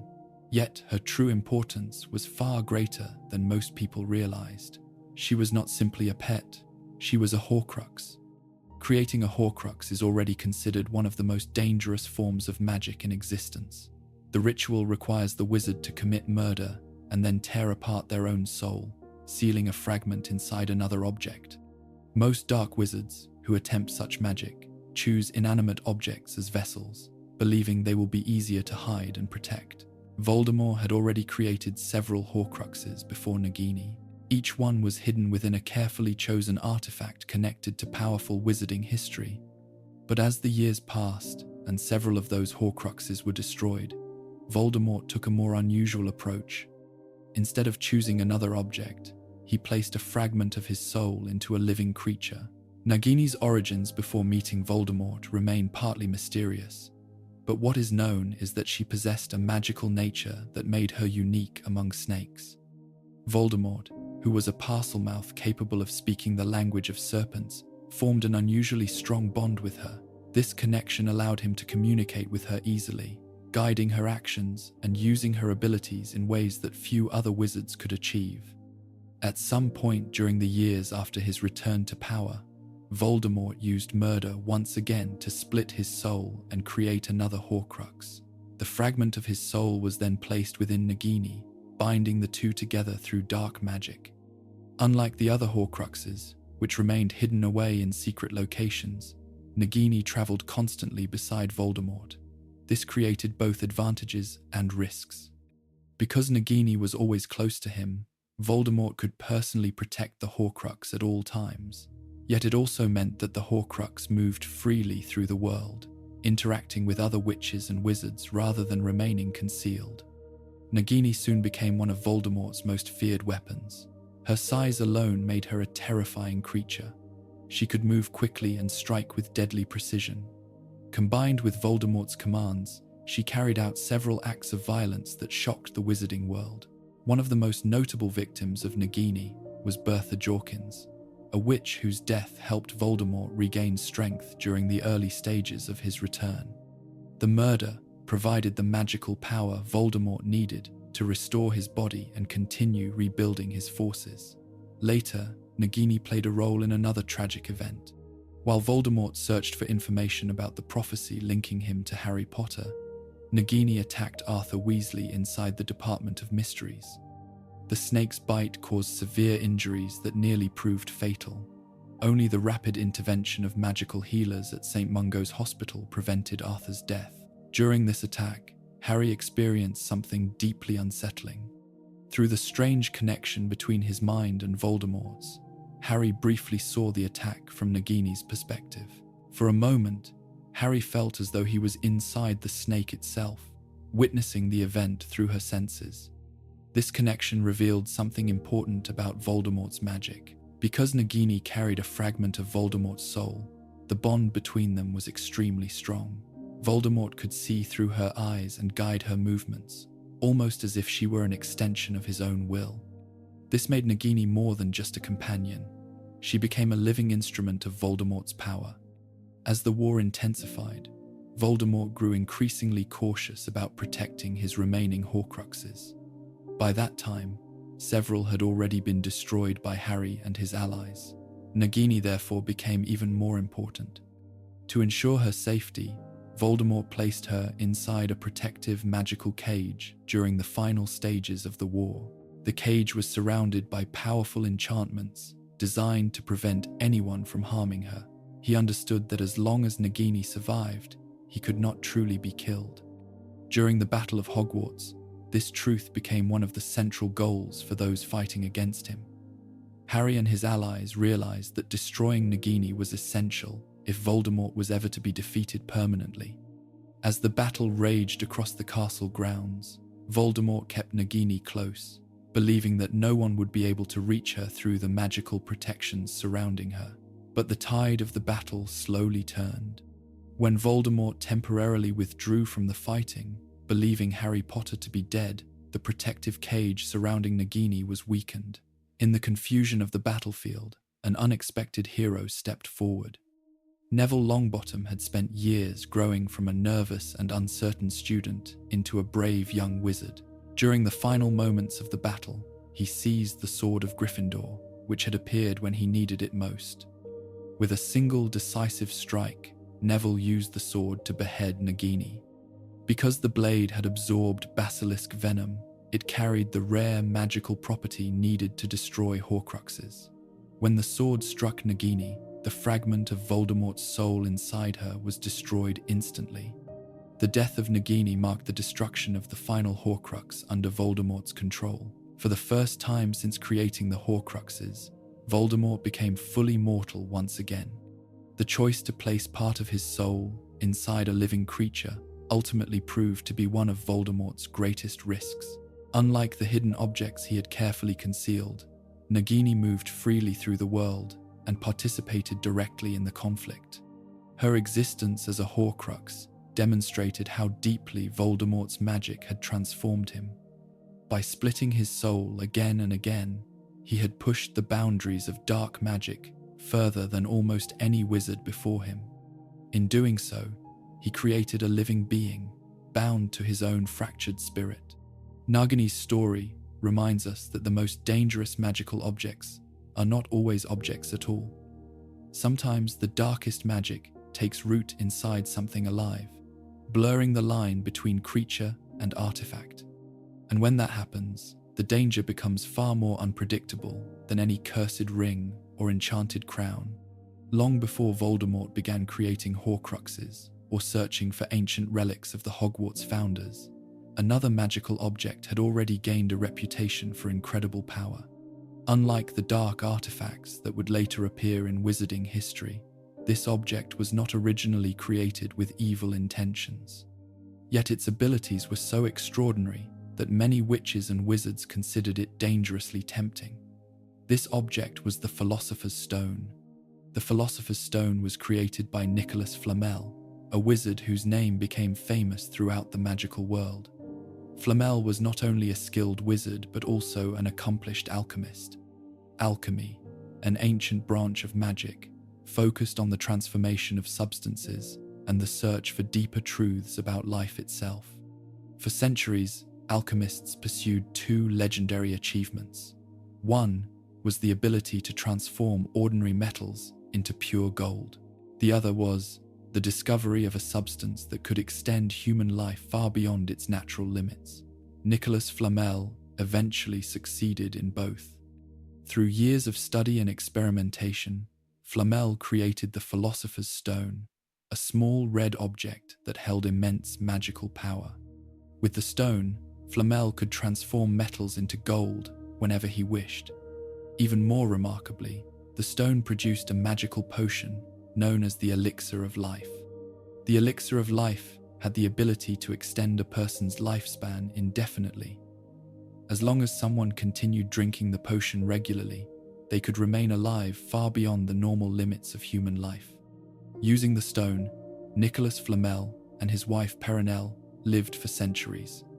While many witches and wizards admired Flamel's achievement, the existence of the stone also raised serious concerns. Immortality has always been one of the most dangerous temptations in the wizarding world. For those who feared death, the stone offered an easy solution that did not require dark rituals or violence, but that very convenience made it dangerous. If the stone fell into the wrong hands, its power could be used by someone who cared little about the consequences of living forever. A wizard determined to dominate others might use immortality to extend their influence indefinitely. For many years, Nicholas Flamel kept the stone hidden and carefully protected. Only a small number of trusted individuals knew about its existence. Among those who learned of it was Albus Dumbledore, who became a close friend of Flamel later in life. Dumbledore understood the potential danger the stone represented. Though he respected Flamel's wisdom, He also recognized that powerful magical objects often attract those with darker ambitions. Those fears proved justified when Lord Voldemort began searching for the stone. After his failed attempt to kill Harry Potter as a baby, Voldemort lost his physical body and was reduced to a weakened spirit. For years, he survived only through dark magic and the assistance of loyal followers. During that time, he searched desperately for a way to restore himself. The Philosopher's Stone seemed like the perfect solution. If Voldemort could obtain the stone, he could use the elixir of life to rebuild his strength and regain a permanent physical form. Unlike Horcruxes, which required splitting his soul, the stone offered immortality without additional damage to his already fractured spirit. Recognizing the threat, Nicholas Flamel agreed to place the stone under Dumbledore's protection. Dumbledore arranged for the stone to be moved to Hogwarts School of Witchcraft and Wizardry, where it could be hidden behind a series of magical protections. Several teachers contributed their own defenses, creating a complicated series of obstacles designed to prevent anyone from reaching the stone. The protections included magical creatures, enchanted plants, complex puzzles, and powerful spells. Despite these precautions, Voldemort managed to infiltrate Hogwarts by possessing Professor Quirinus Quirrell, the defense against the dark arts teacher. Through Quirrell, Voldemort began searching for the hidden chamber that protected the stone. Eventually, the trail led to a final magical barrier created by Dumbledore himself. At the end of the obstacles stood the Mirror of Erised, an enchanted mirror capable of revealing a person's deepest desires. Dumbledore had placed the stone inside the mirror in a very unusual way. The stone would only appear to someone who wanted to find it, but had no intention of using it. This clever enchantment ensured that anyone seeking the stone for selfish reasons would never be able to retrieve it. When Harry Potter eventually reached the mirror, the stone appeared in his pocket because he desired to keep it safe rather than use its power. This unexpected outcome prevented Voldemort from obtaining the object he had been searching for. The confrontation that followed revealed how dangerous the stone had become. Although it had been created through careful study and peaceful magic, its existence had drawn the attention of one of the most dangerous dark wizards in history. Voldemort's desire for immortality had already driven him to split his soul into multiple Horcruxes. The Philosopher's Stone offered another path toward eternal life, one that might have strengthened him even further. After Voldemort's attempt to steal the stone failed, Nicholas Flamel made a difficult decision. He and Perenelle chose to destroy the stone. Without the stone, the elixir of life could no longer be produced. The couple understood that their own long lives would soon come to an end. Yet they believed that removing the stone from the world was safer than allowing it to remain as a temptation for future dark wizards. Dumbledore later explained that this decision required great courage. Living for centuries had given the Flamels more time than most witches and wizards could ever imagine. Choosing to give up that gift was not easy, yet they understood that immortality often carries its own dangers. The story of the Philosopher's Stone illustrates an important truth about magical objects. Not every dangerous artifact begins with dark intentions. Sometimes the most powerful magic is created through curiosity and discovery rather than cruelty. But power itself can become dangerous when it promises to remove the natural limits of life. The stone offered wealth through the creation of gold and immortality through the elixir of life. For many witches and wizards, those two promises represented the ultimate magical achievement. Yet the existence of such power also invited ambition, greed, and obsession. In the end, the Flamels chose to remove that temptation from the wizarding world. By destroying the stone, they ensured that no one else could use it to chase endless life. Their decision stands as a rare example of restraint in a world where magical power often leads to greater ambition. The Philosopher's Stone may have been one of the greatest magical creations ever achieved, but its true danger lay in the simple promise it offered. The promise that death might be avoided forever. Among the many magical objects that have shaped the history of the wizarding world, few appear as simple as the Sword of Gryffindor. At first glance, it is merely a finely crafted weapon, its blade gleaming silver and its hilt decorated with deep red jewels. Yet beneath its elegant appearance lies a form of magic that makes the sword one of the most remarkable objects ever created. The sword originally belonged to Godric Gryffindor, one of the 4 founders of Hogwarts' School of Witchcraft and Wizardry. Gryffindor was known for his bravery, his willingness to stand against injustice, and his belief that courage mattered more than bloodline or social status. These qualities shaped the house that bears his name and influenced the culture of Hogwarts for centuries. Like the other founders, Gryffindor possessed powerful magical artifacts associated with his legacy. The sword was the most famous of them. Unlike many magical weapons, the Sword of Gryffindor was not created by a wizard. Instead, it was forged by goblins, the skilled metal workers who had long been known for producing some of the finest enchanted objects in the magical world. Goblin craftsmanship differs greatly from wizard methods. When goblins create objects from precious metals, they use techniques that allow the material to absorb magical properties over time. Instead of deteriorating with age or losing power, goblin-made objects often become stronger as they encounter powerful substances. This unique property made the Sword of Gryffindor unlike any ordinary blade. The sword was made from pure silver and embedded with large rubies. More importantly, the metal itself possessed the goblin ability to absorb substances that would strengthen it. Only materials that could improve the sword's power would be absorbed. Anything that might weaken the blade would be repelled. For centuries, the sword remained connected to the ideals of Godric Gryffindor. Hogwarts tradition held that the weapon would reveal itself to any true Gryffindor in a moment of great need. Rather than remaining locked away as a simple artifact, the sword seemed to respond to courage. The first well-known example of this ability occurred when Harry Potter faced the basilisk hidden within the Chamber of Secrets. Deep beneath Hogwarts, Harry found himself confronting a creature far more dangerous than any student could reasonably defeat. The basilisk was a gigantic serpent capable of killing with a single glance. Its venom was among the most lethal substances known in the wizarding world. As the battle unfolded, Harry was nearly overwhelmed. At that moment, the Sorting Hat suddenly appeared before him. The hat had been sent by Albus Dumbledore, though Harry did not understand its purpose at first. When Harry reached inside the hat, his hand closed around the hilt of the Sword of Gryffindor. The blade had appeared because Harry had demonstrated the courage that defined Gryffindor House. Using the sword, Harry managed to kill the basilisk. The blade pierced the creature's mouth, ending the threat that had haunted Hogwarts for centuries. Yet the encounter also gave the sword a new and important property. When Harry stabbed the basilisk, its venom soaked into the blade. Because the sword was goblin-made, it absorbed the venom into its metal. From that moment forward, the blade carried the destructive power of basilisk venom. Basilisk venom is one of the few substances capable of destroying Horcruxes. This fact would later become crucial during the war against Lord Voldemort. The sword's ability to absorb the venom transformed it into one of the most effective weapons against dark, magical artifacts.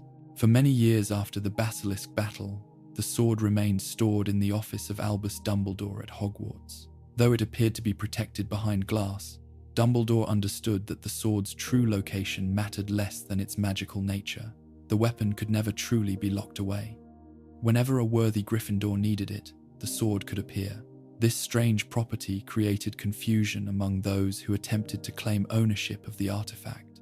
The goblins, who had originally forged the blade, believed that goblin-made objects should always belong to the maker rather than the buyer.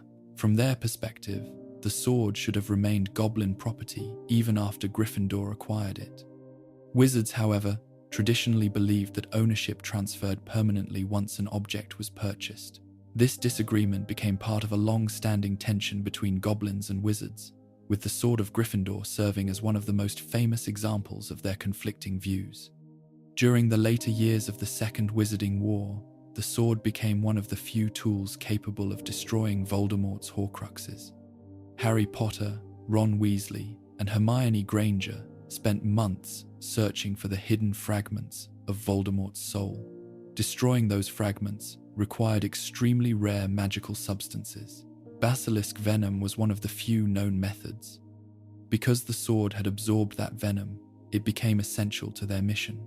Yet the sword did not simply remain where they expected to find it. At one point, the trio believed the sword had been stolen from Hogwarts.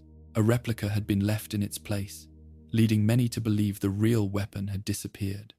In truth, Severus Snape had secretly arranged for the sword to reach Harry. Snape understood that the sword would only reveal itself when someone displayed true Gryffindor courage. Following Dumbledore's instructions, Snape placed the sword inside a frozen forest pond where Harry would eventually discover it. Retrieving the weapon required Harry to dive into the icy water and risk drowning in the process.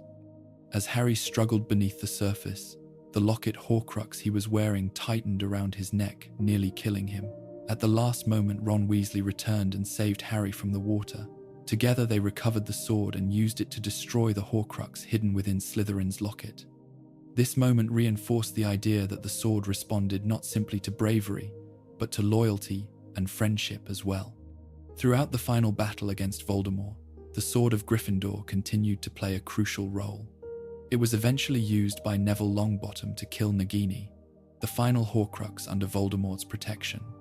By absorbing basilisk venom and appearing only when truly needed, the sword became one of the few magical objects capable of countering Voldemort's darkest creations. Unlike many dangerous artifacts in the wizarding world, the Sword of Gryffindor was never intended to spread fear or destruction. Its power came from the courage of those who wielded it, rather than from dark magic. Yet that same power made it extremely dangerous in the wrong circumstances. A weapon that can appear instantly in moments of conflict and absorb deadly substances into its blade is not something that can easily be controlled. It exists almost as a living symbol of bravery, responding to the choices of those who call upon it. In many ways, the sword stands as the opposite of the cursed objects created by dark wizards. Where Horcruxes represent fear of death and obsession with immortality, the Sword of Gryffindor represents the willingness to face danger directly. It is a reminder that even in a world filled with dangerous magical objects, courage itself can be one of the most powerful forces of all. Among the many magical artifacts that have existed throughout wizarding history, some are dangerous not because they harm the body, but because they influence the mind. Few objects demonstrate this more clearly than the Mirror of Erised. Unlike cursed rings or enchanted weapons, the mirror does not attack those who approach it. Instead, it reveals something far more powerful and far more dangerous: the deepest desire hidden within a person's heart. The Mirror of Erised is an old magical object whose origins remain uncertain. No one knows exactly who created it or when it first appeared in the wizarding world. Yet its design is simple and striking. The mirror stands tall, with an ornate golden frame supported by two curved feet. Across the top of the frame runs a strange inscription carved into the wood. At first glance, the words appear meaningless. But when the phrase is read backward, its message becomes clear. The inscription declares that the mirror shows not a person's face, but the deepest desire of their heart. This ability gives the mirror its extraordinary power. When someone stands before it, they do not simply see their reflection. Instead, the mirror reveals the thing they long for more than anything else in the world. For some people, the vision may be simple or comforting. For others, it may reveal dreams they have never spoken aloud. Yet, the magic of the mirror carries a dangerous consequence. The images it displays are not real. They are only reflections of desire, showing what someone wishes to see rather than what truly exists. Those who become fascinated with the visions inside the mirror may forget the difference between hope and reality. Over time, this fascination can become an obsession. Albus Dumbledore once explained that many witches and wizards have wasted away in front of the Mirror of Erised, staring endlessly at the visions it reveals. Some became so consumed by what they saw that they forgot to live their real lives. For this reason, The mirror has long been regarded as a dangerous, magical object. During Harry Potter's first year at Hogwarts, the Mirror of Erised was secretly moved into the castle. Dumbledore placed it in an unused classroom as part of a larger plan to protect the Philosopher's Stone. Harry discovered the mirror late one night while wandering the castle under his invisibility cloak. When he first stood before it, the reflection he saw was unlike anything he had ever experienced. Instead of seeing himself alone, Harry saw a crowd of people standing behind him. As he turned to look, the room remained empty. Yet inside the mirror, the figures remained clearly visible. Harry soon realized that the people in the reflection were his parents and other relatives he had never known. For the first time in his life, Harry saw the faces of his mother and father smiling proudly behind him. The experience was overwhelming. Harry returned to the mirror again and again over the following nights. Each time he looked into it, he saw the same vision of family members who had been taken from him before he was old enough to remember them. The mirror gave him something he had never possessed in the real world. It gave him the illusion of belonging.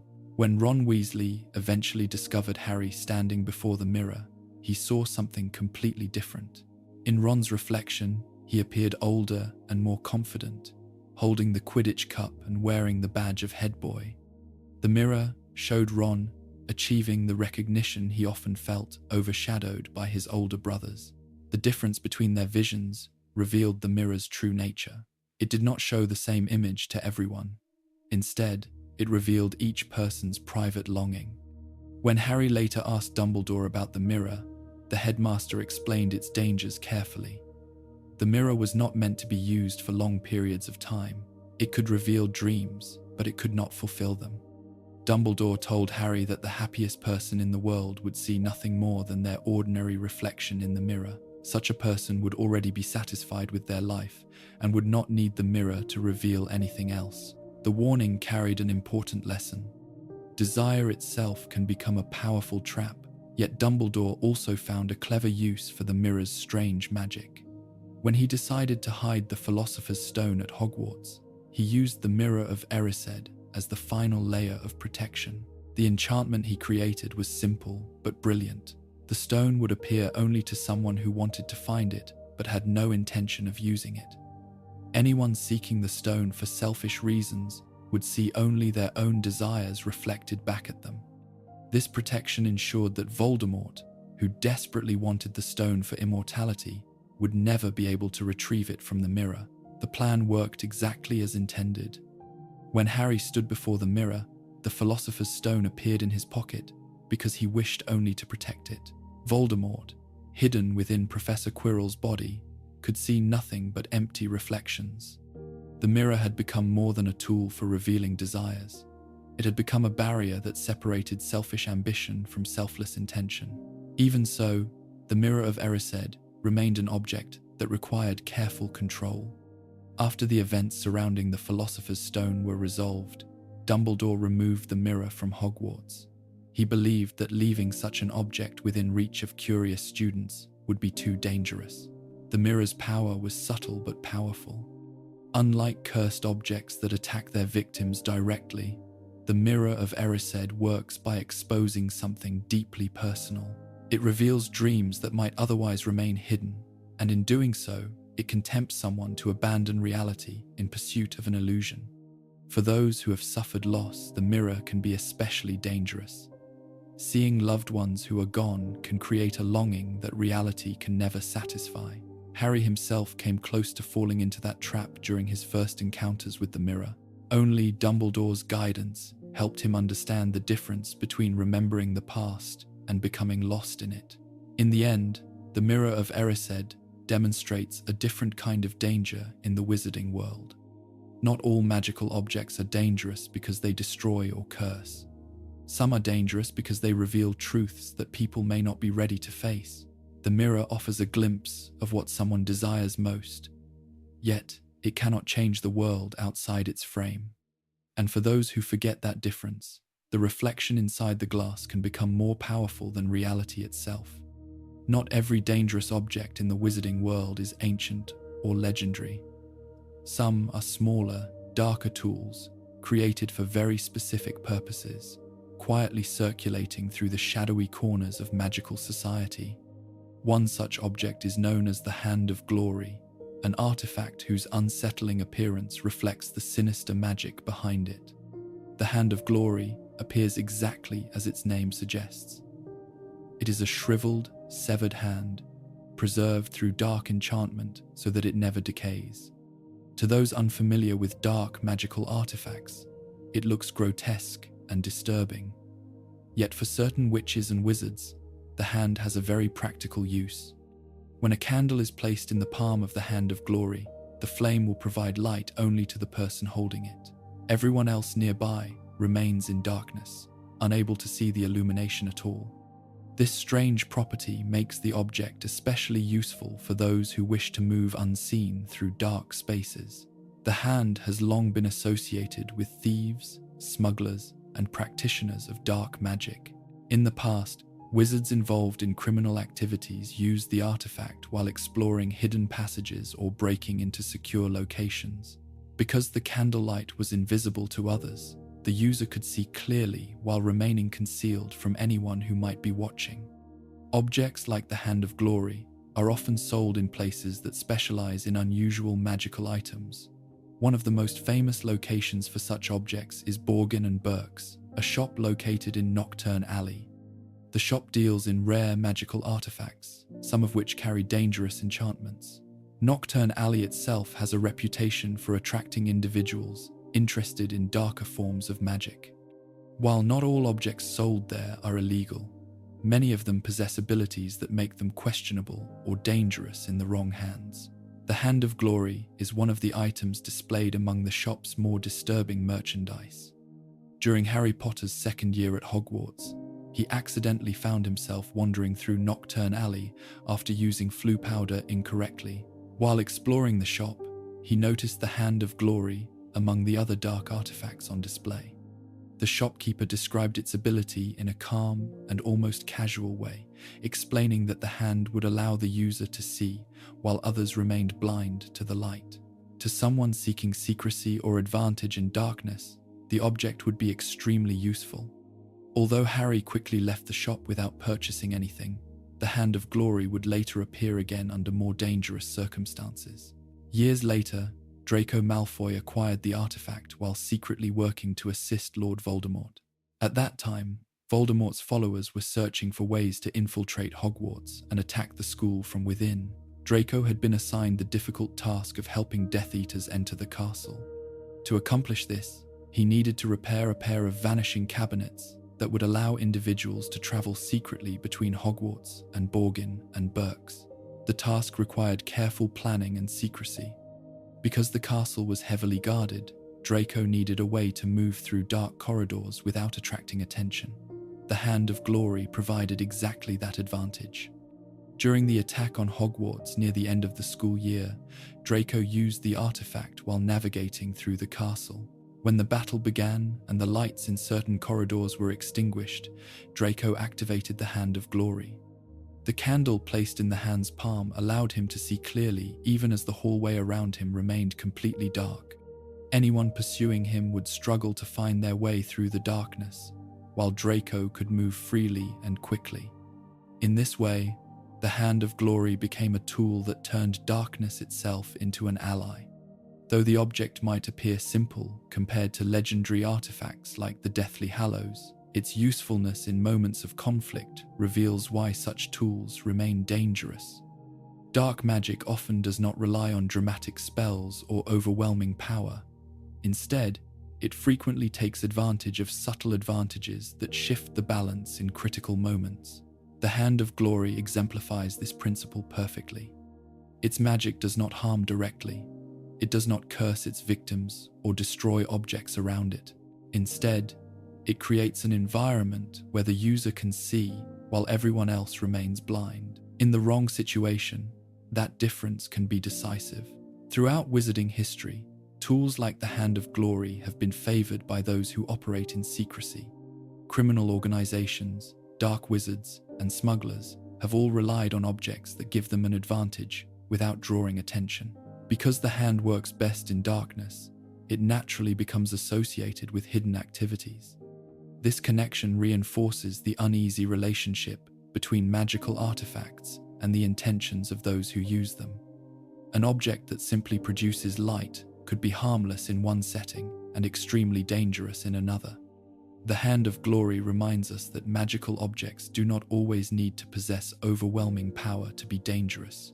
Sometimes, a small advantage is enough to change the outcome of an event. A single moment of visibility in a dark corridor, a quiet movement through shadowed rooms, or the ability to act while others remain confused can shift the balance between success and failure. In the case of Draco Malfoy's mission at Hogwarts, the hand became part of a larger plan that allowed Death Eaters to enter the castle and begin a confrontation that would change the wizarding world forever. The artifact itself did not cause the attack, but it helped create the conditions that allowed it to succeed. Objects like the Hand of Glory reveal how dark magic often works best when it operates quietly.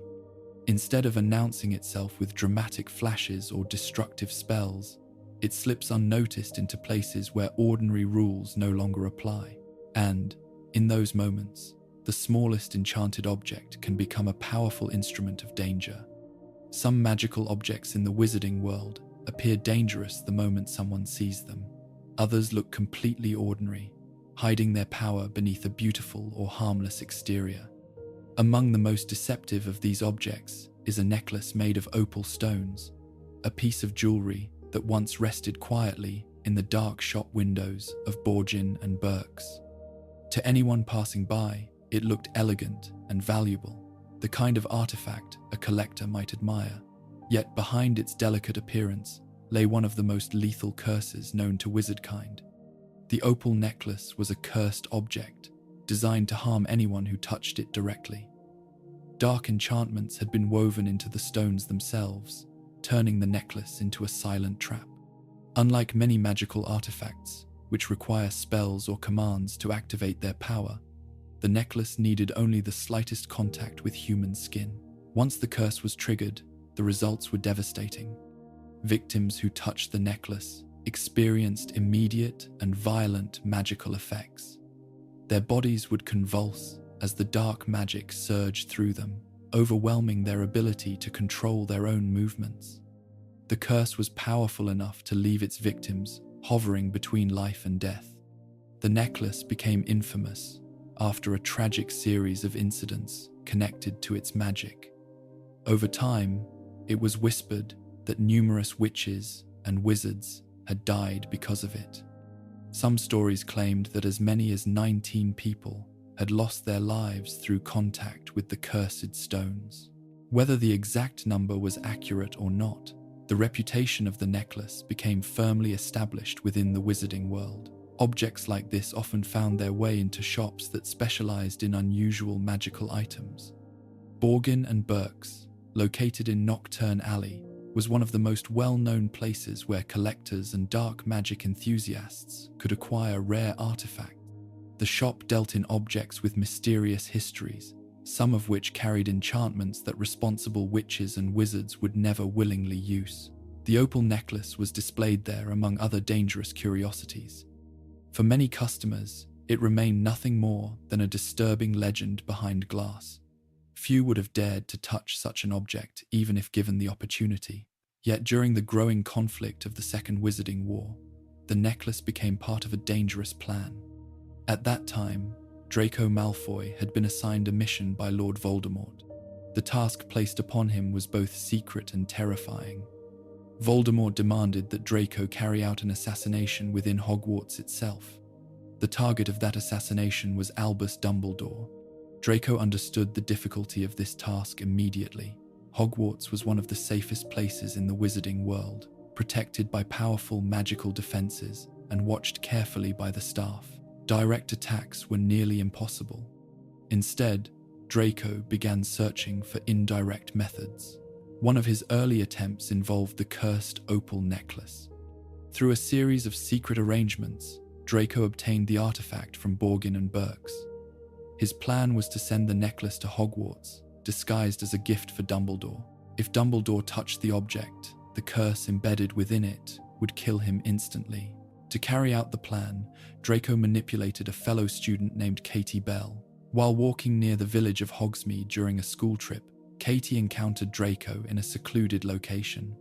Under the influence of the Imperious Curse, Draco forced her to carry the necklace back to Hogwarts and deliver it to Dumbledore. The curse placed on Katie prevented her from fully understanding what she was doing. As she attempted to carry out the task, however, something went wrong.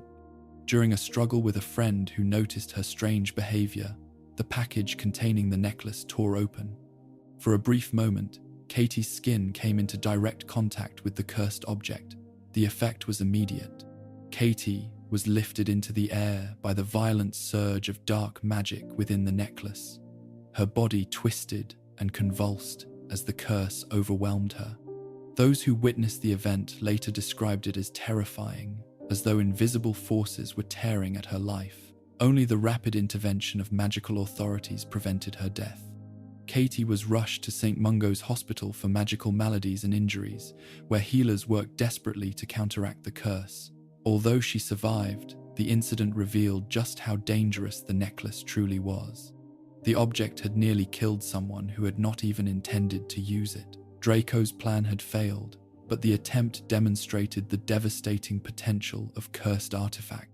Unlike direct spells cast in a duel, objects like the opal necklace can remain hidden until the exact moment someone triggers their magic. This unpredictability makes them especially dangerous.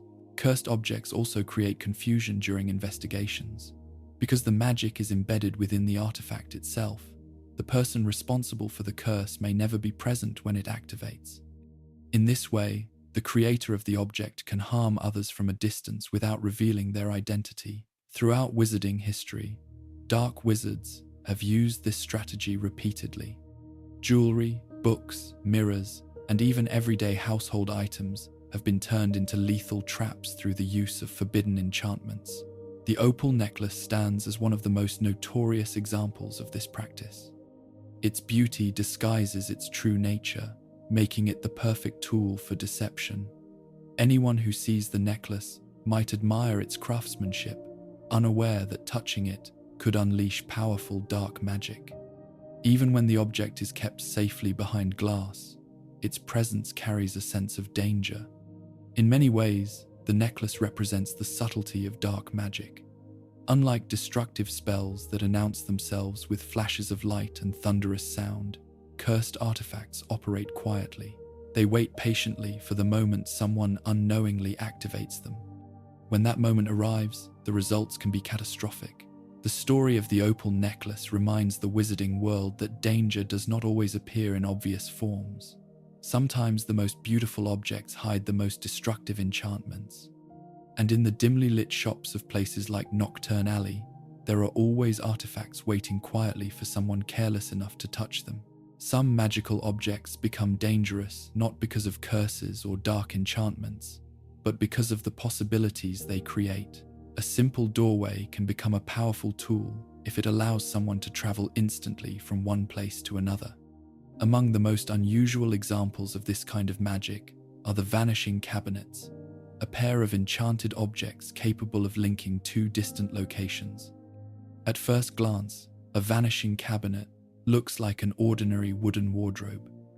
It stands tall enough for a person to step inside, its doors closing quietly once someone enters.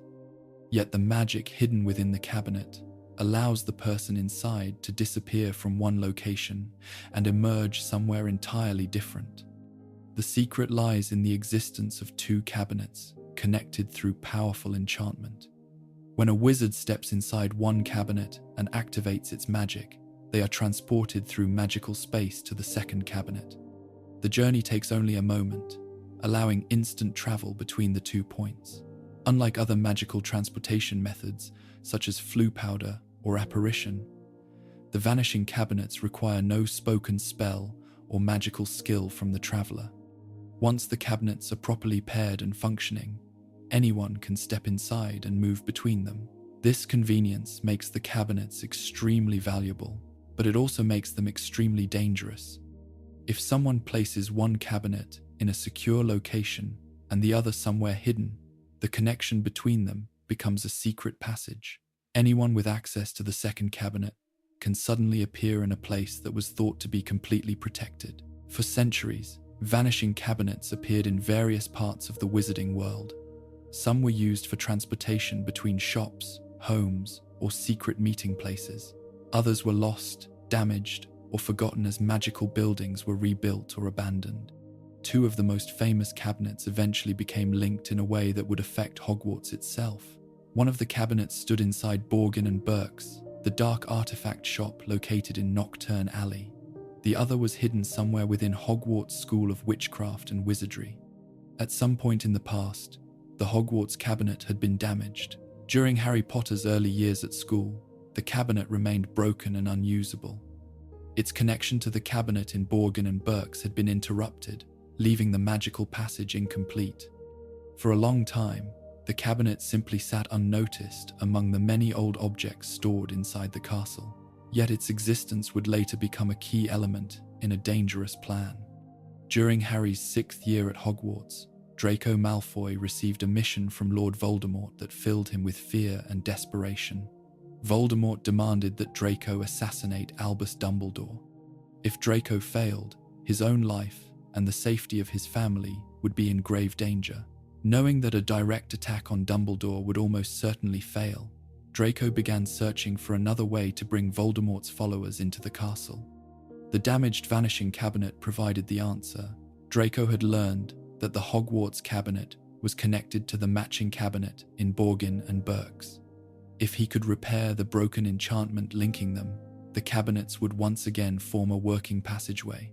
This would allow Death Eaters, waiting in Nocturne Alley, to travel directly into Hogwarts without passing through the school's protective defenses. The task was far from simple. Repairing the cabinet required careful experimentation and patience. Draco spent months secretly working on the object inside the Room of Requirement, the magical chamber within Hogwarts that appears whenever someone has a strong need for it. The room provided Draco with a hidden workshop where he could attempt repairs without being discovered. Throughout the school year, he tested the cabinet's magic repeatedly. Small animals were placed inside to see whether they would survive the journey between the two cabinets. Early attempts ended badly, with birds emerging injured or not at all. But Draco continued refining the cabinet's enchantments. Slowly, the connection between the two cabinets began to strengthen. Eventually, the magical passage stabilized enough for living creatures to travel safely between them. With the cabinet finally repaired, Draco's plan could move forward. One night, several Death Eaters gathered inside Borgin and Burke's. One by one, they stepped into the cabinet located in the shop. Moments later, they emerged from the matching cabinet hidden inside Hogwarts. For the first time in centuries, enemies of the school had entered the castle without passing through its gates. The success of the Vanishing cabinet revealed how dangerous magical objects can become when used in unexpected ways. Hogwarts had always been considered one of the safest places in the wizarding world. Its protective enchantments prevented many forms of attack or intrusion. Yet a forgotten object hidden inside the castle had quietly bypassed those defenses. The arrival of the Death Eaters triggered a confrontation that would lead directly to the death of Albus Dumbledore on the Astronomy Tower. Although Draco had succeeded in bringing them into the castle, he ultimately hesitated when faced with the reality of carrying out the assassination himself. In the end, the events set in motion by the Vanishing cabinet changed the course of the war. The cabinet itself was not designed as a weapon. Its original purpose was simply transportation, but in the hands of someone determined to exploit its abilities, it became a doorway through which violence could enter a place once thought secure. This transformation illustrates a recurring truth about magical objects. An artifact does not need to carry a curse or contain dark magic to be dangerous. Sometimes, the danger lies in the opportunities it creates. A hidden passage, a secret doorway, or a shortcut through space can be just as powerful as any spell. The Vanishing cabinets demonstrate how easily ordinary objects can become instruments of conflict when someone discovers a new way to use them. And once that discovery is made, even the strongest defenses may not be enough to keep danger outside the door. Among the many magical objects created by clever witches and wizards, some are dangerous not because they harm anyone directly, but because of the knowledge they provide. Information can be as powerful as any spell, especially when it reveals secrets that were never meant to be discovered. One of the most remarkable examples of such an object is the Marauder's map. At first glance, the map appears to be nothing more than a piece of old parchment. Its surface looks completely blank until a special phrase is spoken. Only then does the parchment reveal its true nature. When activated, the map displays a detailed layout of Hogwarts School of Witchcraft and Wizardry. Corridors, classrooms, staircases, secret passages, and hidden chambers all appear clearly across its surface. Yet the map does something even more extraordinary. It shows every person currently inside the castle. Small moving dots appear across the parchment, each labeled with the name of the witch or wizard it represents. As people walk through the halls, the dots move with them, revealing their exact location at every moment. This ability transforms the map into an incredibly powerful tool. The map was created many years before Harry Potter ever arrived at Hogwarts. Its creators were 4 students who became known as the Marauders: James Potter, Sirius Black, Remus Lupin, and Peter Pettigrew. During their time at school, the 4 friends were known for their intelligence, curiosity, and talent for bending the rules of Hogwarts life. They explored hidden passages, studied the castle's secrets, and eventually discovered parts of the building that most students never even imagined existed. As their knowledge of the castle grew, they decided to record everything they had learned. Using their magical skill, they enchanted a piece of parchment to hold a complete map of Hogwarts.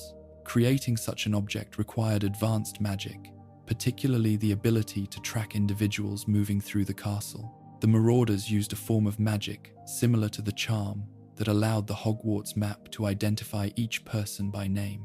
This meant the map could recognize students, teachers, ghosts, and even visitors moving through the school. To protect their creation from curious teachers, the 4 friends added another clever enchantment. The map would reveal itself only when someone spoke a specific phrase. Once activated, it would display the entire castle and everyone inside it. When the user finished with the map, another phrase would return the parchment to its blank appearance. The map also possessed a unique sense of humor. If someone tried to examine it without knowing the correct phrase, the parchment responded with sarcastic messages written by the Marauders themselves. This playful defense made it difficult for authority figures to discover the map's secrets. After the Marauders left Hogwarts, the map eventually fell into the hands of 2 unlikely owners. Fred and George Weasley, known throughout the school for their talent for magical mischief, somehow acquired the parchment during their early years at Hogwarts. Recognizing the map's potential immediately, they used it to continue the tradition of exploring hidden parts of the castle. The map revealed secret passageways, connecting Hogwarts to locations outside the school grounds. Some of these passages led directly to the nearby village of Hogsmeade, allowing the twins to sneak out of the castle without being detected. For several years, Fred and George used the map to avoid teachers, plan elaborate pranks, and navigate the castle's complicated corridors. Eventually, they decided to pass the map to someone they believed could benefit from it. During Harry Potter's 3rd year at Hogwarts, the twins gave him the map, explaining its magical properties and the phrase required to activate it. From that moment forward, the Marauder's map became one of Harry's most valuable tools. The map allowed him to move through the castle undetected using his invisibility cloak. It revealed hidden passages he would never have discovered on his own. It also helped him avoid encounters with teachers when he needed to travel through the school after curfew. Yet the map's true significance went far beyond simple rule-breaking. Because the map displayed every person within the castle, it occasionally revealed information that no one expected. One of the most surprising discoveries came when Harry noticed the name Peter Pettigrew moving across the map. At the time, Pettigrew was believed to be dead, yet the map clearly showed him walking through the corridors of Hogwarts. This strange detail later played an important role in uncovering the truth about Pettigrew's survival and his betrayal of Harry's parents. The map's ability to reveal hidden truths demonstrated why such an object could become dangerous. If used responsibly, the map provided valuable information that could help someone navigate the castle safely, but in the wrong hands, it could easily become a tool for spying or manipulation. Anyone possessing the map could track the movements of students and teachers without their knowledge. Private conversations, secret meetings, and carefully guarded plans could all be exposed through the parchment's magical tracking. During the growing conflict between Harry Potter and Lord Voldemort, the map became even more valuable. It helped Harry monitor suspicious movements inside the castle and detect potential threats before they fully developed. Yet, even Harry recognized the ethical challenges posed by such power. Knowing where every person was at any moment created a strange imbalance. It allowed the user to observe others without being observed in return. While this knowledge could be helpful, it also raised questions about privacy and trust. The map did not discriminate between good intentions and harmful ones. It simply revealed the truth of what was happening within the castle. This quality made it both a remarkable invention and a potentially dangerous one. The Marauders had originally created the map as a tool for adventure and exploration. Their goal had been curiosity rather than control. Yet once the map existed, its abilities could be used for many different purposes. Over time, the parchment became a quiet reminder that information itself can be a powerful form of magic. Unlike wands or cursed objects, the Marauder's map does not rely on destructive spells or dangerous enchantments. Instead, its strength lies in the knowledge it provides. Knowing where someone is, where they have been, and where they might go next can change the outcome of events in ways that magic alone cannot. In the corridors of Hogwarts, where secrets and mysteries have always hidden behind ancient stone walls, the Marauder's map proved that sometimes the most powerful artifact is simply the one that shows the truth. Among the many magical objects that exist in the wizarding world, some are feared because they contain powerful curses. Others are dangerous because they grant abilities that few people are prepared to handle responsibly. One such object is the Time Turner, a small device capable of altering the very flow of time. At first glance, a Time Turner appears delicate and harmless. The device usually takes the form of a small hourglass suspended within a series of rotating golden rings. Fine chains allow the object to be worn around the neck like a necklace. The sand within the hourglass glitters softly, giving the object an almost ornamental appearance. Yet this quiet device holds one of the most complex forms of magic known to wizardkind. A Time Turner allows its user to travel backward through time. By turning the hourglass a certain number of times, the wearer can move back through previous hours and relive events that have already occurred. The amount of time traveled depends on how many times the hourglass is turned. This power might appear extremely useful at first. If someone could return to an earlier moment, they might be able to correct mistakes, prevent disasters, or gain knowledge that would otherwise be impossible to obtain. However, the magic of time travel is incredibly dangerous. Even small changes to past events can create unexpected consequences. Interfering with time risks creating paradoxes, situations in which cause and effect become tangled in ways that reality cannot easily resolve. For this reason, Time Turners are tightly controlled by the Ministry of Magic. The devices are stored within the Department of Mysteries, a secret division of the ministry that studies powerful magical forces such as time, prophecy, and death. Only under rare circumstances are Time Turners allowed to leave the ministry's possession. Even then, strict rules govern their use. One of the few known cases where a Time Turner was granted to a student occurred during Harry Potter's third year at Hogwarts. Hermione Granger received special permission from the ministry to use a Time Turner so she could attend multiple classes scheduled at the same time. Hermione had chosen a demanding academic schedule that required her to be present in more lessons than the hours of the school day allowed. The Time Turner solved this problem by allowing her to travel back in time and attend classes that had already begun.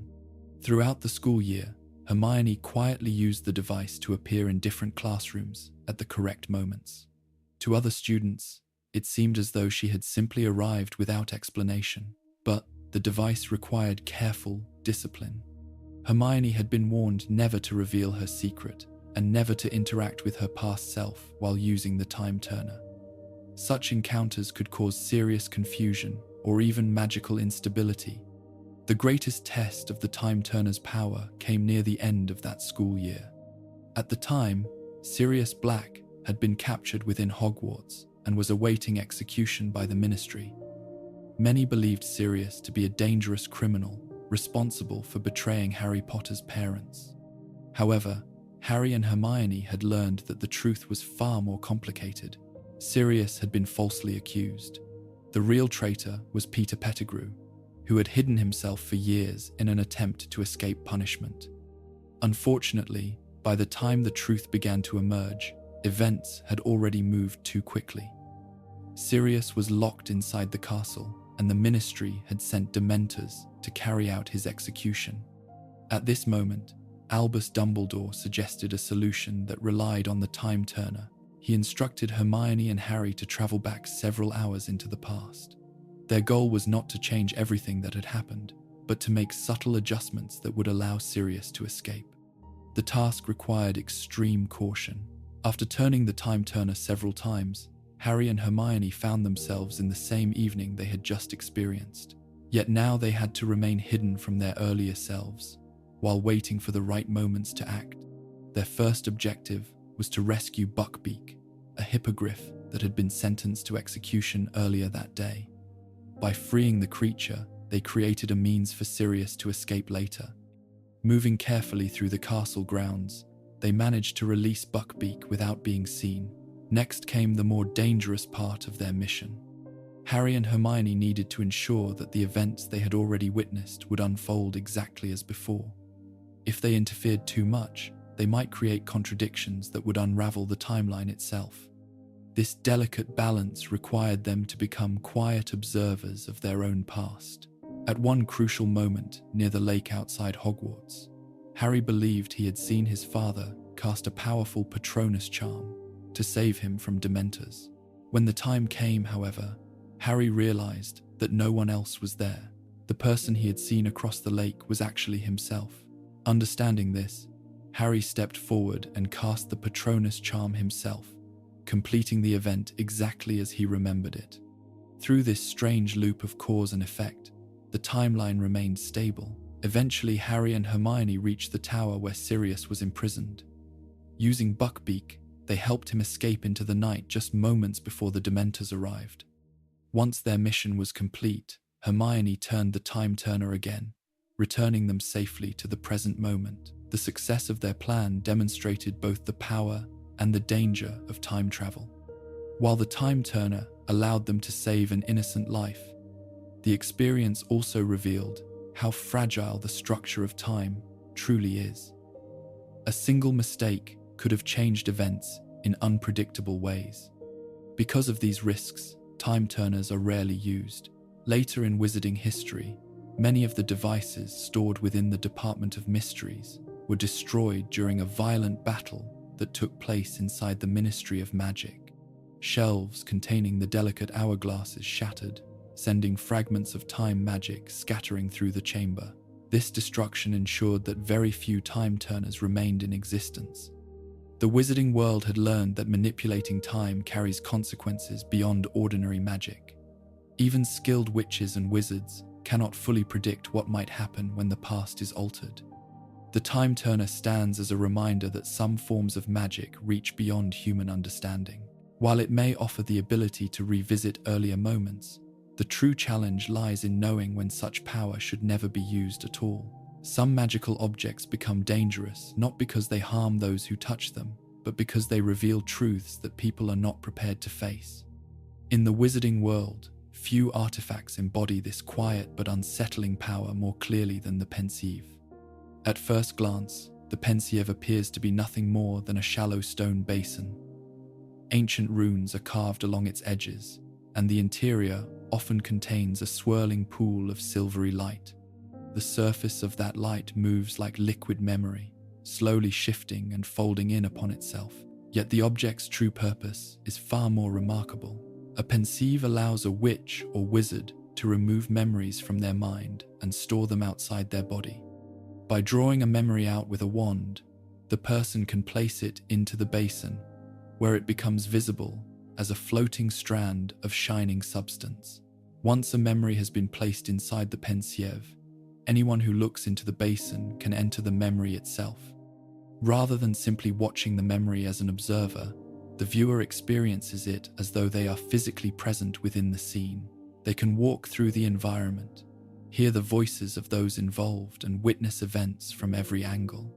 Unlike ordinary recollection, which may become distorted over time, memories stored in a Pensieve remain perfectly preserved.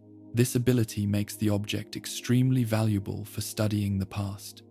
Albus Dumbledore possessed one of the most famous Pensieves in the wizarding world. The stone basin rested in his office at Hogwarts, where he used it to store memories that might otherwise crowd his mind. As a powerful and knowledgeable wizard, Dumbledore had experienced many events that were important to understand.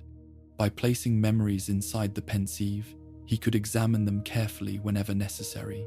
For Harry Potter, the Pensieve became a gateway into secrets that would shape his understanding of Lord Voldemort.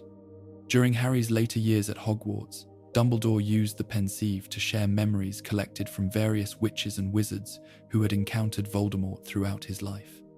These memories revealed crucial information about Voldemort's past, his ambitions, and the dark choices that had transformed him into one of the most feared wizards in history. Through the Pensieve, Harry saw memories that took place long before he was born. He witnessed Tom Riddle as a young student at Hogwarts, charming and intelligent, but already fascinated by forbidden magic. He observed conversations between Riddle and Professor Horace Slughorn that hinted at the creation of Horcruxes. Each memory added another piece to the puzzle of Voldemort's rise to power. Without the Pensieve, these moments would have remained locked inside the minds of those who had experienced them. Yet despite its usefulness, the Pensieve carries a subtle danger. Memories are deeply personal. They contain thoughts, emotions, and experiences that individuals may not wish to share with others. When placed inside the basin, those memories become accessible to anyone capable of entering them. This creates a strange vulnerability. A person's most private experiences can suddenly become visible to an outsider. Harry himself encountered this danger when he accidentally entered a memory belonging to Severus Snape. While exploring the Pensieve without permission, Harry fell into one of Snape's stored memories and witnessed a painful moment from Snape's childhood. The memory revealed Snape being humiliated by James Potter and Sirius Black during their time at Hogwarts. For Harry, the experience was deeply uncomfortable. The scene forced him to confront a version of his father he had never imagined, one who had behaved arrogantly toward another student. For Snape, the memory represented a moment of humiliation that he had carefully hidden away. The Pensieve had exposed something that neither of them expected to share. This incident demonstrated how dangerous the object could become when used carelessly. Entering someone else's memories without permission crosses a boundary that most people would never willingly allow. The Pensieve also raises complicated questions about the nature of memory itself. Although the memories stored within the basin remain clear and detailed, they still reflect the perspective of the person who originally experienced them. What someone remembers may not always represent the full truth of an event. Emotions, misunderstandings, and personal biases can all influence how a moment is perceived. Yet when someone enters the memory through the Pensieve, the scene appears completely real. This creates an illusion of perfect certainty. Viewers may believe they are witnessing absolute truth, even though the memory still originates from a single point of view. In this way, the Pensieve blurs the boundary between observation and interpretation. Despite these concerns, the object remains one of the most powerful tools for studying history within the wizarding world. Through it, Events long past can be revisited with extraordinary clarity. Conversations can be replayed word for word. Hidden details that were overlooked in the moment can be examined carefully. For someone like Dumbledore, whose life involved countless complex decisions, the Pensieve provided a way to organize knowledge and reflect on the past. But its true power lies in the way it allows memories to be shared. The wizarding world often depends on stories passed from one generation to the next. Those stories change slightly each time they are retold. The Pensieve, however, preserves memories exactly as they were experienced. In doing so, it creates a living archive of the past. Yet the very act of preserving memories carries its own risk. Once a memory exists outside the mind, it can be viewed by others. Secrets can be uncovered. Personal histories can be exposed. What was once private becomes something that can be examined by anyone standing beside the basin. The Pensieve reminds the wizarding world that knowledge itself can be a powerful force.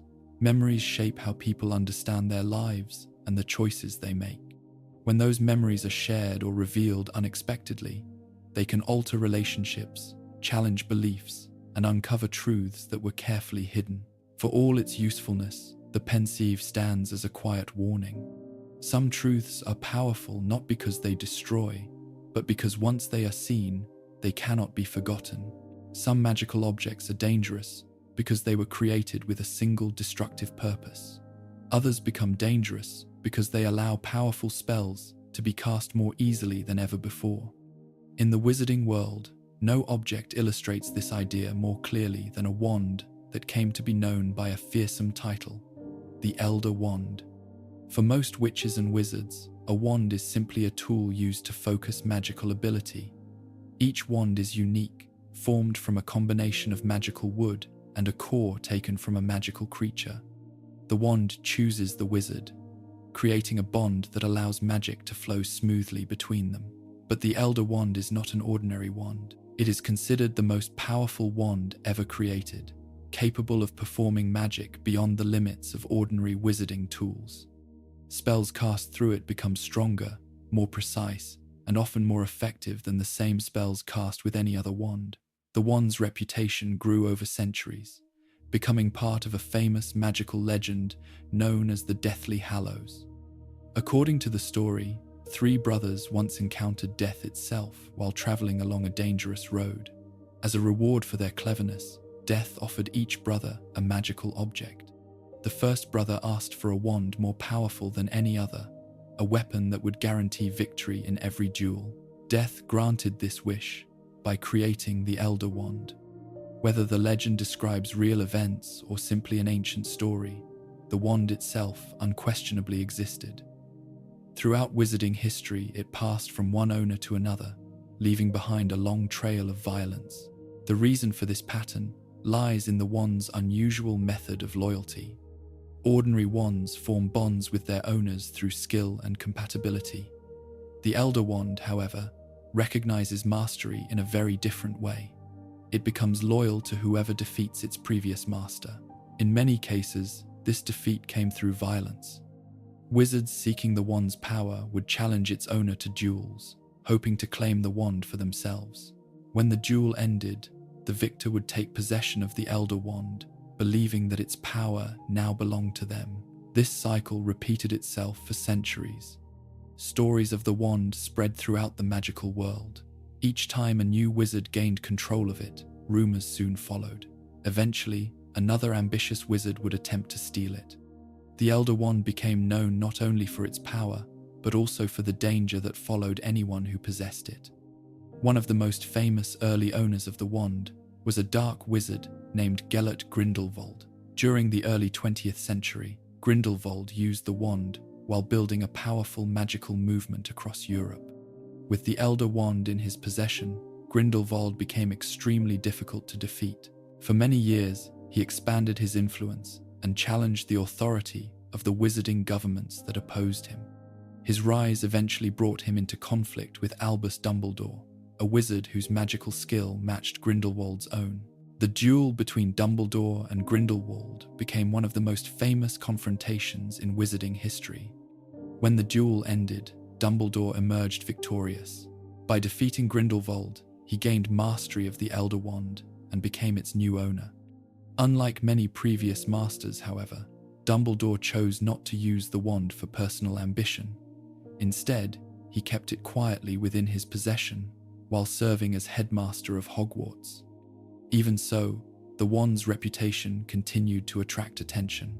Lord Voldemort eventually learned of its existence during his search for greater magical power. By this point, Voldemort had already created multiple Horcruxes in an attempt to make himself immortal. Yet he still feared defeat in battle. The Elder Wand appeared to offer the perfect solution. Believing that the wand would make him unstoppable, Voldemort began searching for it. His investigation eventually led him to Dumbledore's tomb, where the wand had been buried following the headmaster's death. Voldemort removed the wand from the tomb, convinced that its power now belonged to him. But the Elder Wand's loyalty did not work in the way Voldemort expected. When Severus Snape had killed Dumbledore on the Astronomy Tower, Voldemort assumed that Snape must have become the wand's new master. Acting on this belief, Voldemort later killed Snape in an attempt to claim the wand's allegiance. Yet the true sequence of events was more complicated. Before Dumbledore died, Draco Malfoy had disarmed him during a confrontation. That act of disarming transferred mastery of the wand to Draco. Later, when Harry Potter disarmed Draco at Malfoy Manor, the wand's allegiance shifted again. Although Harry never physically possessed the Elder Wand at that moment, he had unknowingly become its true master. This hidden loyalty played a crucial role during the final battle between Harry and Voldemort. When Voldemort attempted to kill Harry with the Elder Wand, the spell failed because the wand refused to harm its rightful master. Instead, the curse rebounded upon Voldemort himself. In that moment, the wand's long history of violence finally reached its conclusion. After the battle, Harry chose not to keep the Elder Wand for himself. Recognizing the danger of possessing such an object, he returned it to Dumbledore's tomb. His decision was simple but significant. If Harry lived the rest of his life without being defeated in combat, the wand's chain of mastery would end with him. Once Harry eventually died a natural death, the wand would lose its extraordinary loyalty. Its dangerous legacy would finally come to an end. The story of the Elder Wand reveals how power can shape the behavior of those who seek it. Wizards throughout history believed that possessing the wand would make them unstoppable. Yet the wand's true legacy was one of betrayal and conflict. Each new owner gained power, but they also became a target. In the end, the wand itself was not evil. It was simply an object, capable of amplifying magic beyond ordinary limits. The real danger came from the desire it awakened in those who learned of its existence. For centuries, the Elder Wand tempted witches and wizards with the promise of victory, and time after time, that promise led them down a path filled with rivalry, ambition, and loss. Some magical objects in the wizarding world are feared because of what they can destroy. Others are dangerous because of the knowledge they contain. Among the most unsettling examples of this second kind is a book that once rested quietly on a shelf in the Hogwarts library. Its title was Secrets of the Darkest Art, and within its pages lay information so dangerous that even many experienced witches and wizards refused to study it. Unlike cursed artifacts or enchanted weapons, this book did not harm anyone who touched it. Instead, its danger came from the ideas it described. The book explored the most forbidden branches of dark magic ever practiced. These were spells and rituals so disturbing that the Ministry of Magic had long banned them from ordinary magical study. The knowledge preserved within the book was not intended for curious students or ambitious young wizards. It was meant to remain hidden. For this reason, the book was kept in the restricted section of the Hogwarts Library, a part of the collection accessible only with permission from a professor. The shelves in this section held many unusual and dangerous volumes, but Secrets of the Darkest Art was among the most infamous. Within its pages were explanations of magical practices that most of the wizarding world considered unspeakable. The most horrifying subject described in the book was the creation of Horcruxes. A Horcrux is a magical object used to hide a fragment of a wizard's soul outside their body. The purpose of such an object is to protect the wizard from death. As long as the Horcrux exists, the wizard's soul remains anchored to the world of the living. Even if their physical body is destroyed, they can continue to exist in some form. Creating a Horcrux requires an act so terrible that many witches and wizards cannot even imagine performing it. The process demands that the wizard commit murder. The act of killing tears the soul apart, making it possible to separate a fragment and bind it to an object. Once this fragment is sealed within the object, the Horcrux becomes a container for that piece of the soul. The existence of such magic reveals how far certain individuals are willing to go in their pursuit of immortality. Many years before Harry Potter arrived at Hogwarts, a young student named Tom Riddle discovered the book while studying in the library. Riddle was intelligent, curious, and deeply fascinated by the limits of magical power. The information contained within Secrets of the Darkest Art captured his attention immediately. Riddle had already begun to fear death more than anything else. The idea that a wizard could avoid death by dividing their soul seemed to offer the perfect solution. Yet the book alone did not answer every question he had. To learn more, Riddle approached Professor Horace Slughorn, the head of Slytherin House. During a private conversation, Riddle carefully asked Slughorn about Horcruxes. He pretended that his interest was purely academic, but the questions he asked revealed something far more troubling. Riddle wondered whether it might be possible to create more than one Horcrux. Most wizards who studied the subject believed that splitting the soul even once was an act of unimaginable darkness. The idea of dividing it multiple times was almost unthinkable. Slughorn was deeply disturbed by the conversation. Realizing the dangerous implications of Riddle's curiosity, he quickly tried to end the discussion. Yet the damage had already been done. Riddle had learned enough to continue his research alone. In the years that followed, he began creating Horcruxes one by one. Each Horcrux contained a fragment of his soul, hidden inside carefully chosen objects. Some of these objects were famous artifacts connected to the founders of Hogwarts, while others were items that held personal significance. By the time Tom Riddle fully transformed himself into Lord Voldemort, he had created several Horcruxes, making himself extraordinarily difficult to destroy. All of this began with a book quietly waiting on a shelf. The existence of Secrets of the Darkest Art demonstrates how knowledge itself can become a dangerous object. The book did not command anyone to perform dark rituals. It simply explained how such magic worked. Yet for someone determined enough, that information was more than enough. Unlike cursed necklaces or enchanted weapons, a book spreads its influence through ideas. Once a person learns something, the knowledge cannot easily be erased. The words inside the book changed the course of wizarding history. Because Voldemort had divided his soul into multiple Horcruxes, defeating him required more than simply winning a duel. Each Horcrux had to be located and destroyed before Voldemort could truly die. This task shaped nearly every major event during the Second Wizarding War. Harry Potter and his friends spent months searching for the hidden objects that contained pieces of Voldemort's soul. Each discovery brought them closer to ending the conflict, but the process was dangerous and uncertain. All of this traced back to a single moment of curiosity. A young wizard had opened a book and discovered knowledge that should perhaps never have been written down. The wizarding world has long struggled with the question of whether certain forms of knowledge should exist at all. Some believe that studying dark magic is necessary in order to understand how to defend against it. Others argue that recording such knowledge only invites disaster. Secrets of the Darkest Art sits at the center of that debate. It represents the idea that the most dangerous objects are not always the ones that explode with magical energy or unleash destructive spells.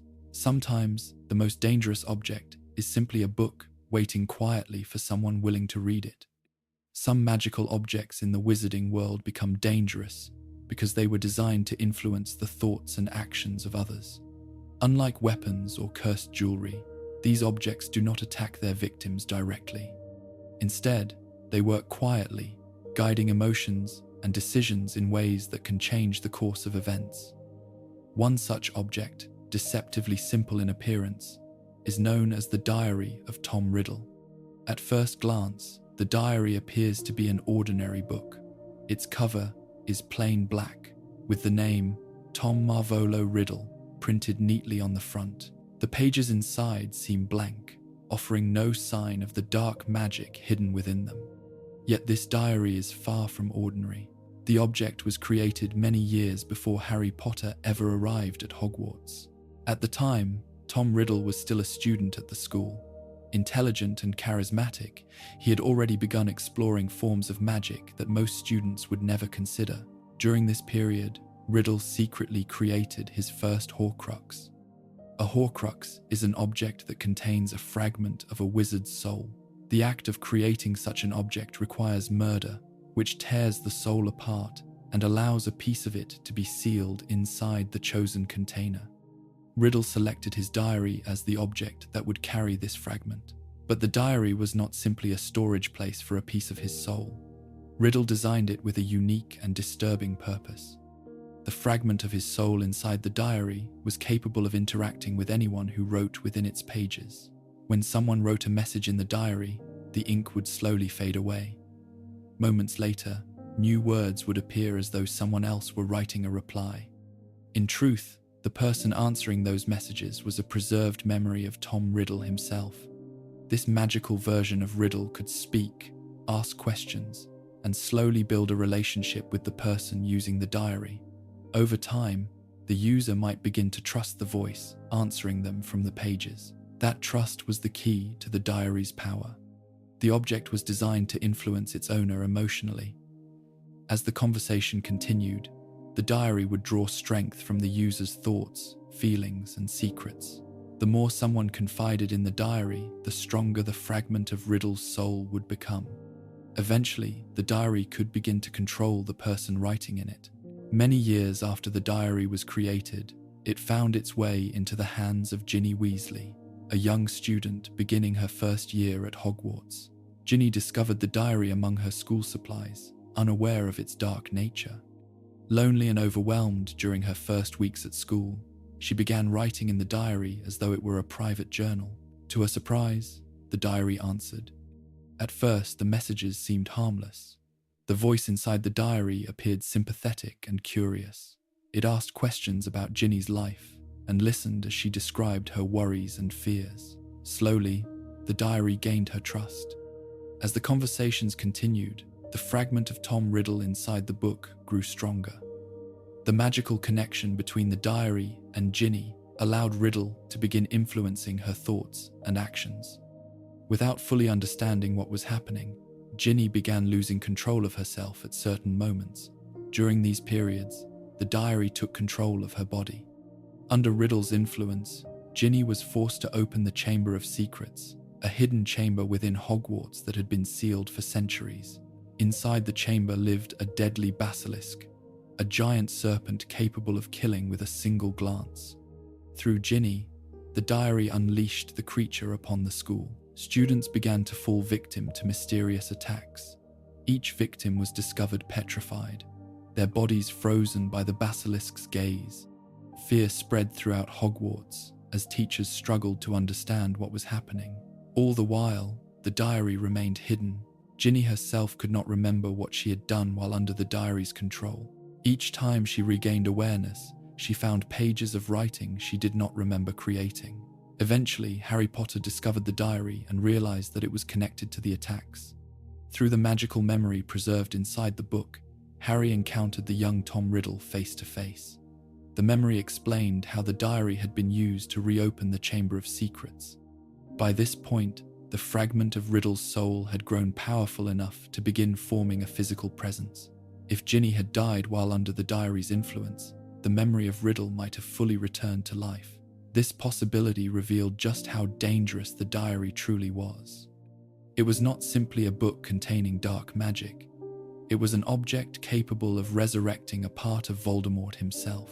Harry ultimately destroyed the diary using a basilisk fang, whose venom is one of the few substances capable of destroying Horcruxes.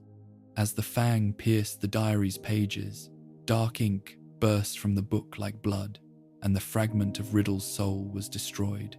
With the diary's destruction, Ginny was freed from its control, yet the diary's story left behind an important lesson. The object's greatest weapon was not physical force. Instead, it used trust, curiosity, and loneliness to gain influence over its victim. By appearing harmless and sympathetic, it slowly gained control over someone who never intended to participate in dark magic. This subtlety made the diary one of the most dangerous magical objects ever created. It showed how easily dark magic can hide behind ordinary appearances.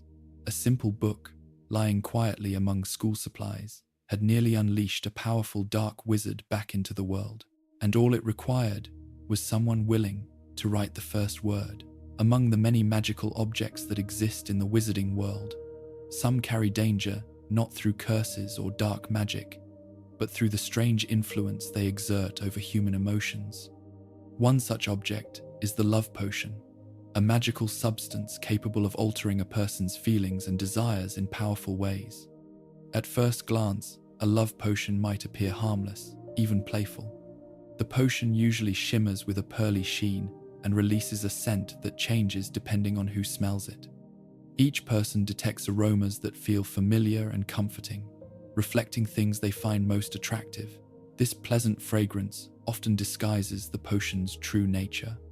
Despite its name, a love potion does not create genuine love. Instead, it produces an intense form of obsession or infatuation. The person who drinks the potion becomes fixated on the individual who administered it, believing that their feelings are real, but the emotions are entirely artificial.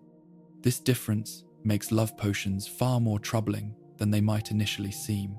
Genuine affection grows naturally between individuals, built upon shared experiences and mutual understanding.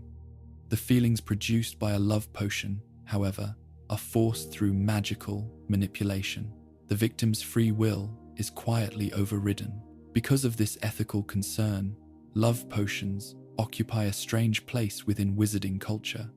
Some witches and wizards treat them as harmless romantic tricks, occasionally using them in attempts to gain someone's attention.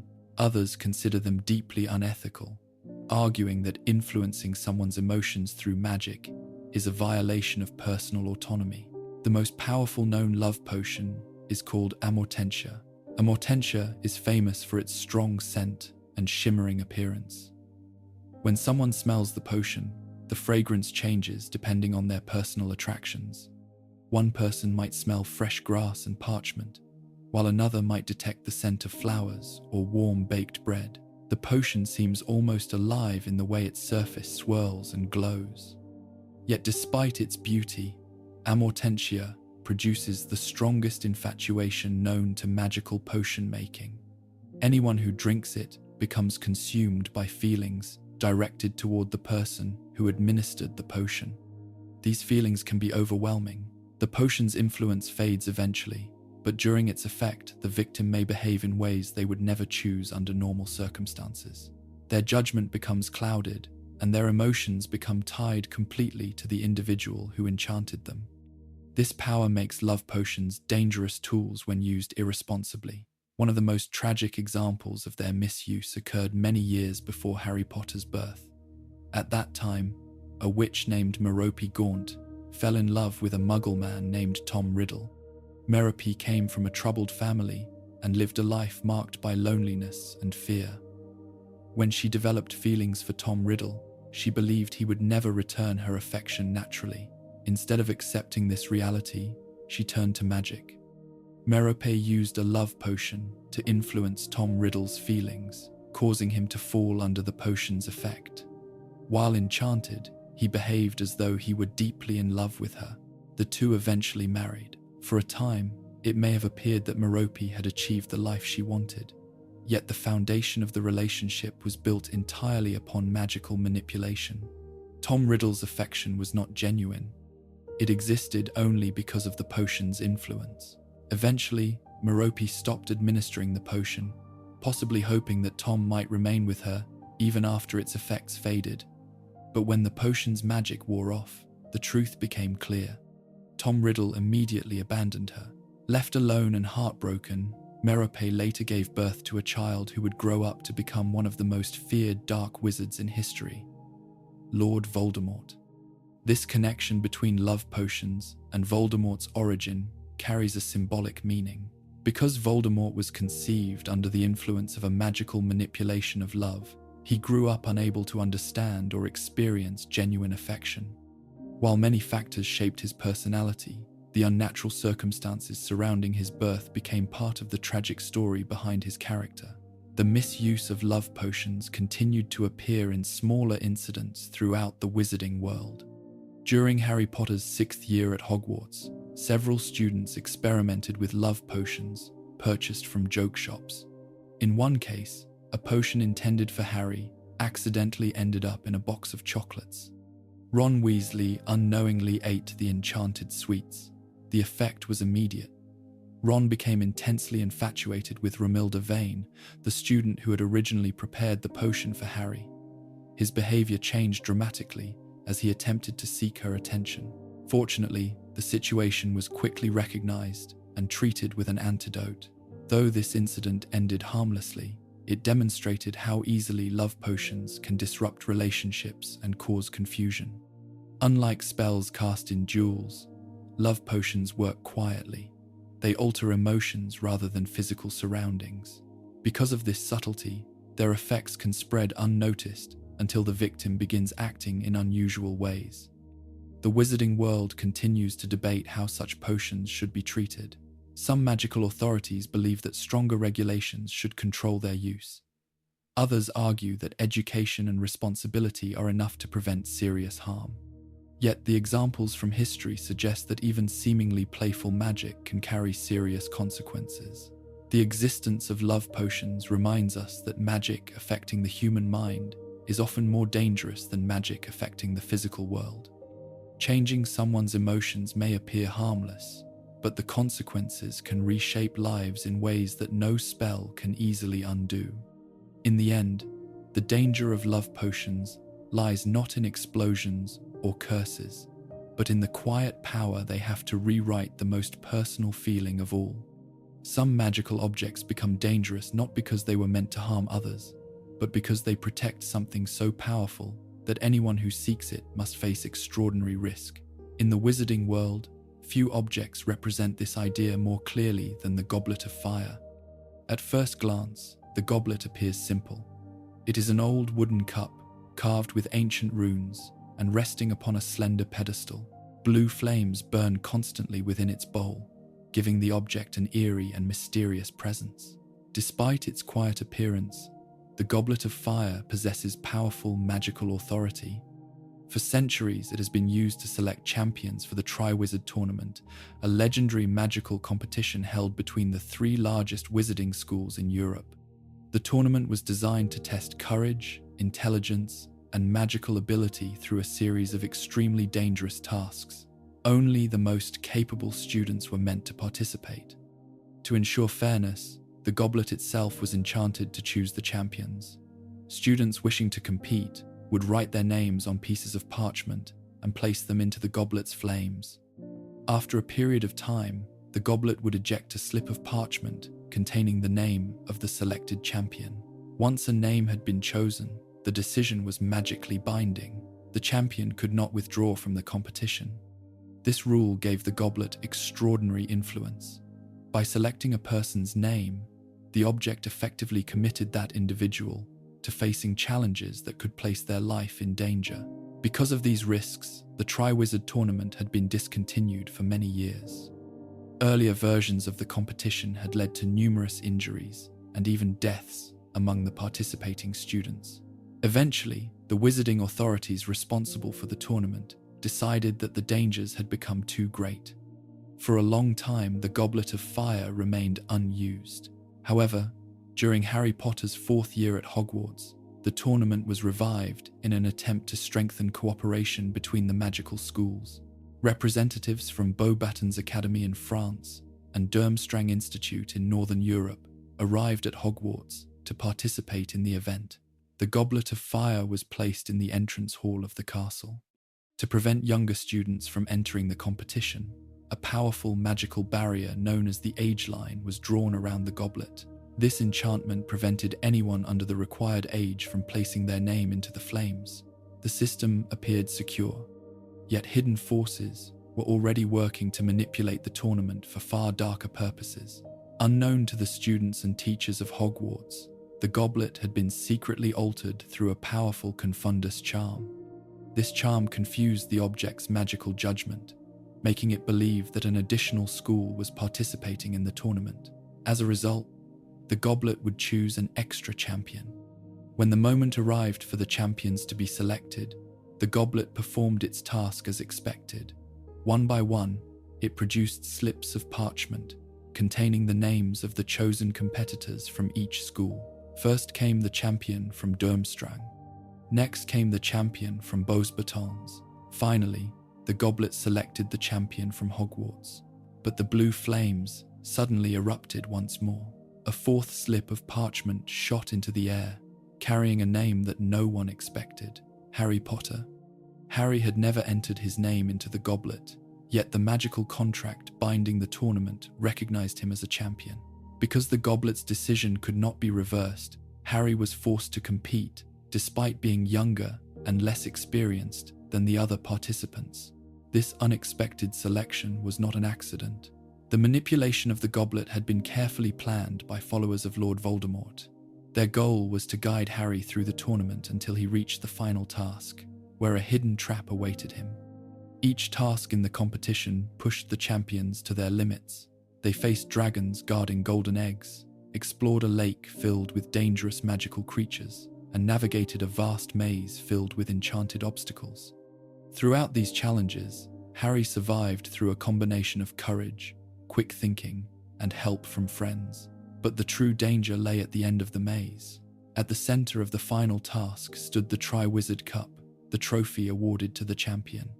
Unknown to the competitors, the cup had been turned into a portkey, a magical object capable of transporting anyone who touched it to another location. When Harry and fellow champion Cedric Diggory reached the cup together, they both touched it at the same moment. Instantly, they were transported far away from Hogwarts. The portkey carried them to a graveyard where Voldemort's followers were waiting. This moment marked the beginning of Voldemort's return to physical form, an event that would reignite the conflict between dark and light forces within the wizarding world. Although the Goblet of Fire itself had not been created for dark purposes, its power had been exploited. The magical authority it possessed allowed someone to manipulate the entire tournament. By controlling the goblet's decision, Voldemort's followers had forced Harry into a chain of events leading directly into a deadly trap. This manipulation revealed the hidden danger of objects that command powerful magical rules. The goblet did not intend to harm anyone. It simply followed the magical instructions placed upon it centuries earlier. Yet those instructions created an unbreakable contract that could not be easily challenged. Once Harry's name emerged from the flames, the path ahead was set. The story of the Goblet of Fire shows how even honorable traditions can become dangerous when powerful magic is involved. An object designed to select brave champions and celebrate cooperation between schools became the starting point of a dark wizard's return, and all it took was a single slip of parchment rising from a cup of blue flame. Some magical objects in the wizarding world carry danger, not because they were built for violence, but because they grant knowledge that no one can truly control. Among the most mysterious of these objects is something known as a prophecy. Unlike wands, books, or enchanted artifacts, a prophecy is a fragile glass sphere containing words that may shape the future. Inside the Department of Mysteries at the Ministry of Magic lies a vast chamber filled with tall shelves. Upon those shelves rest thousands of small glass orbs, each carefully labeled and stored. Every orb contains the recorded words of a prophecy spoken by a witch or wizard, with the rare ability to see fragments of the future. The spheres appear delicate and harmless, glowing faintly with a pale mist swirling inside them. Yet the knowledge contained within these objects has the power to influence lives, decisions, and even entire wars. Prophecies are not predictions in the ordinary sense. They do not simply describe what will happen. Instead, they reveal possibilities tied to specific choices and circumstances.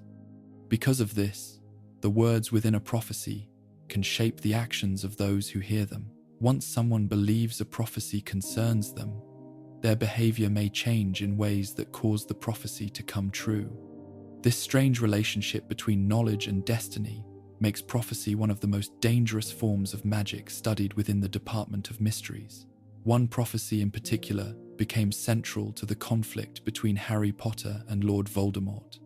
Years before Harry was born, a young witch named Sybil Trelawney visited Hogwarts, seeking employment as the school's divination professor. During her meeting with Albus Dumbledore, Trelawney unexpectedly entered a trance and delivered a prophecy. Her voice changed as she spoke, and the words that emerged described the arrival of a child who would have the power to defeat the Dark Lord. The prophecy declared that the child would be born as the 7th month died, to parents who had already defied Voldemort 3 times. It also stated that the Dark Lord would mark the child as his equal, but that one of them would ultimately destroy the other. These words were recorded and stored in the Department of Mysteries as a glowing glass orb. At the time, only 2 individuals knew the full prophecy: Albus Dumbledore and the woman who had spoken it. However, the situation changed when a Death Eater named Severus Snape overheard part of the prophecy before being discovered. Snape reported what he had heard to Lord Voldemort, unaware that he had not heard the entire message. The fragment he delivered was enough to alarm Voldemort. Believing that the prophecy referred to a child who might one day destroy him, Voldemort began searching for the infant described in the prophecy. 2 children fit the description: Harry Potter and Neville Longbottom. Voldemort chose Harry. His decision set in motion the events that would define Harry's life. When Voldemort attacked the Potter family home, he attempted to kill the infant Harry, hoping to eliminate the threat described by the prophecy, but the attack failed. Through an ancient form of protective magic created by Harry's mother, Voldemort's killing curse rebounded upon himself. Harry survived, and Voldemort lost his physical body. In trying to prevent the prophecy from coming true, Voldemort had actually helped fulfill it. Years later, the glass sphere containing the prophecy became the focus of another dangerous plan. Voldemort, having returned to power, wanted to hear the prophecy in full. The only people capable of safely retrieving the orb from the Department of Mysteries were those to whom the prophecy referred. That meant Harry himself. Through manipulation and deception, Voldemort lured Harry to the Ministry of Magic by planting visions in his mind. Believing that his godfather Sirius Black was in danger, Harry traveled to the Ministry along with several friends. Inside the Department of Mysteries, they entered the chamber filled with prophecy orbs. Harry located the sphere, labeled with his name and Voldemort's. When he picked it up, the orb responded to his presence, confirming that he was one of the individuals connected to its message.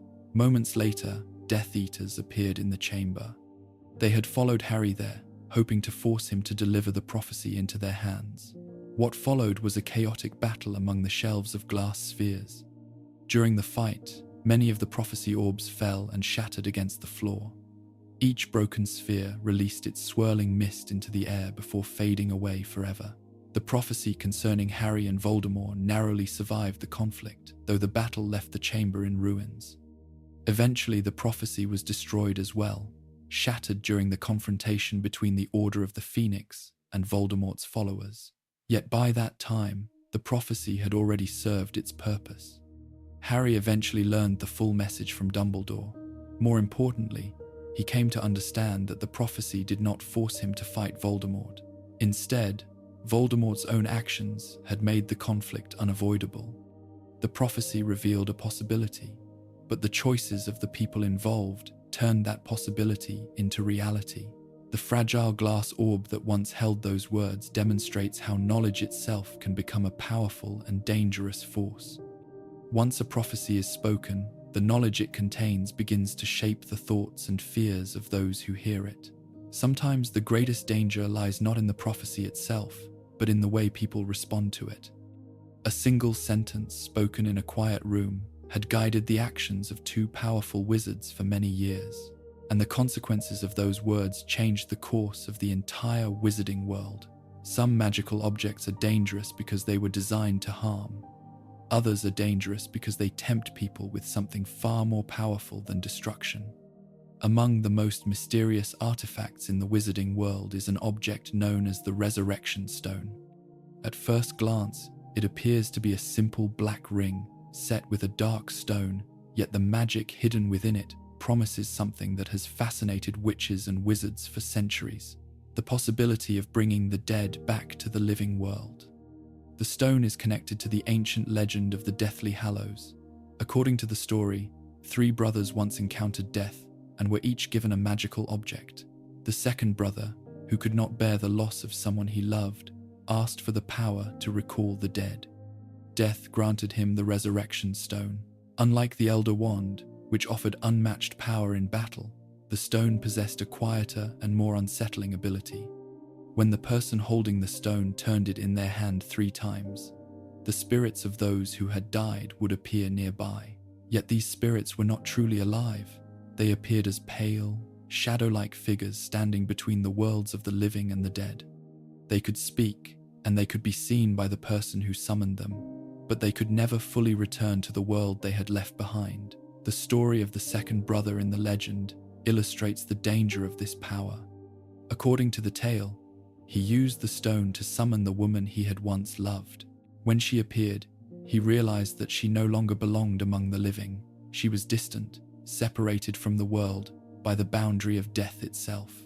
Unable to accept this painful truth, the brother eventually took his own life in the hope of joining her. Whether the legend is entirely true or partly symbolic, the stone itself unquestionably existed. Over the centuries, it passed through many hands, eventually becoming part of a ring owned by a wizard named Marvolo Gaunt. Gaunt believed the ring to be an heirloom connected to Salazar Slytherin, the founder of Hogwarts House Slytherin.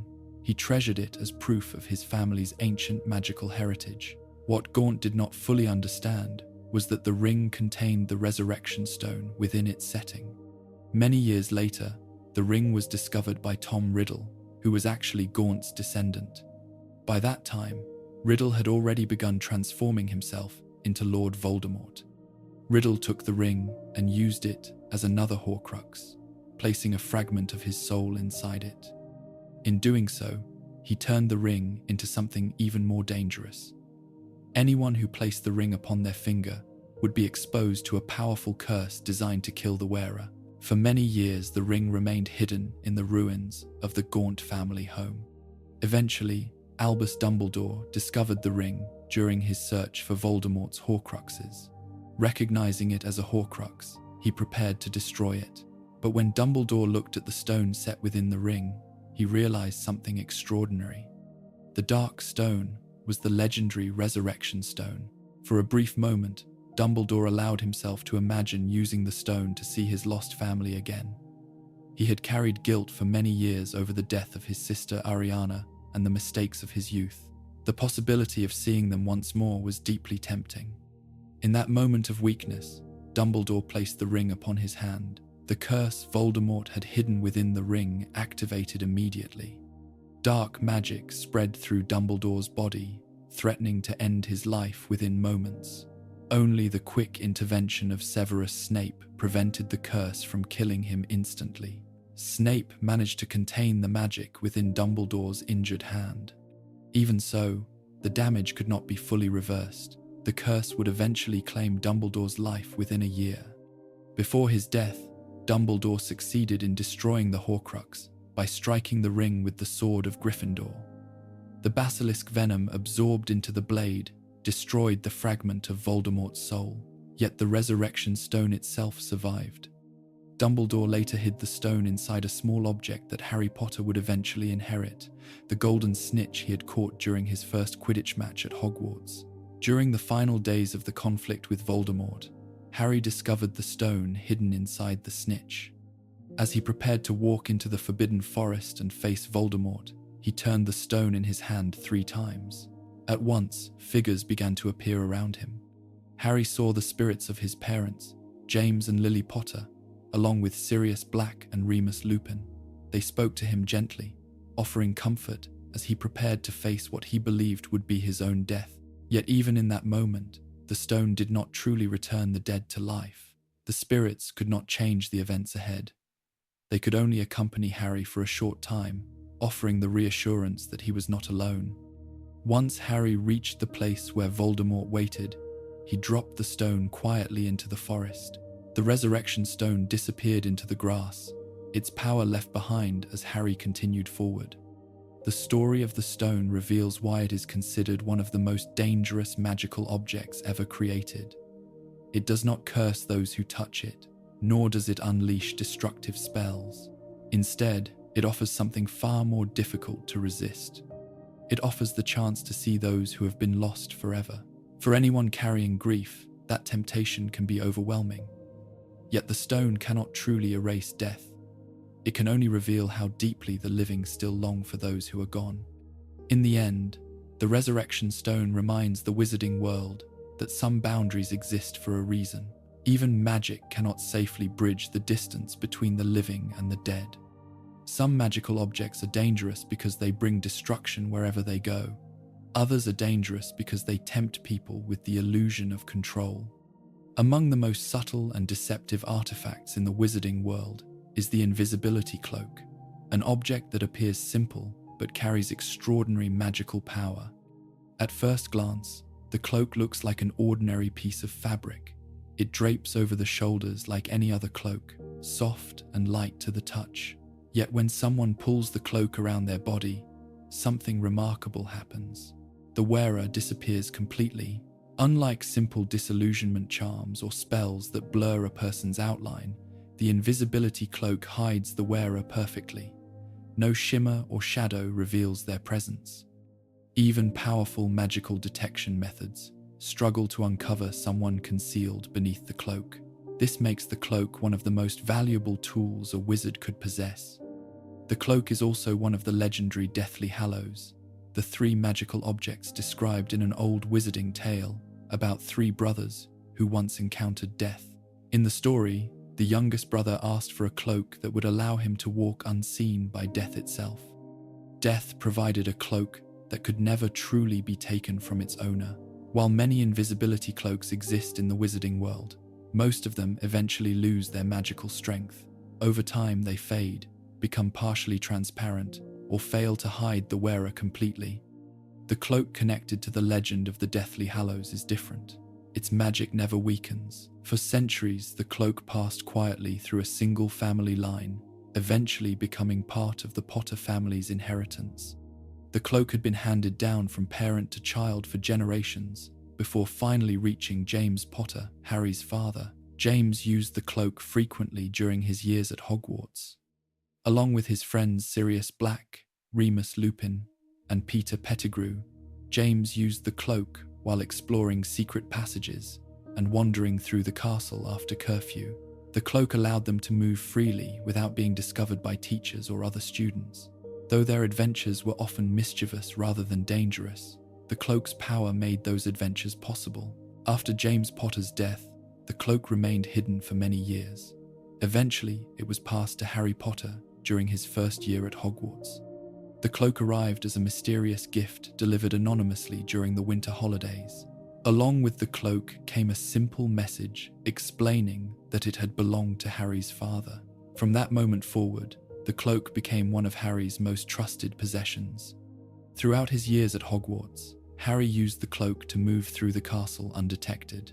It allowed him to investigate strange events, observe conversations without being seen, and explore areas of the school that would normally be inaccessible. The cloak also protected him during moments of real danger. On several occasions, it allowed Harry to avoid confrontation with enemies who might otherwise have discovered him.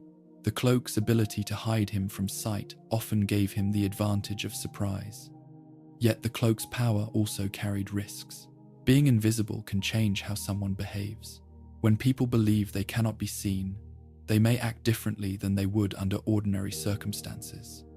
Secrets can be overheard, private moments observed, and boundaries quietly crossed. In this way, the cloak offers its wearer an unusual form of influence. The danger does not come from the cloak itself, but from the choices made by the person wearing it.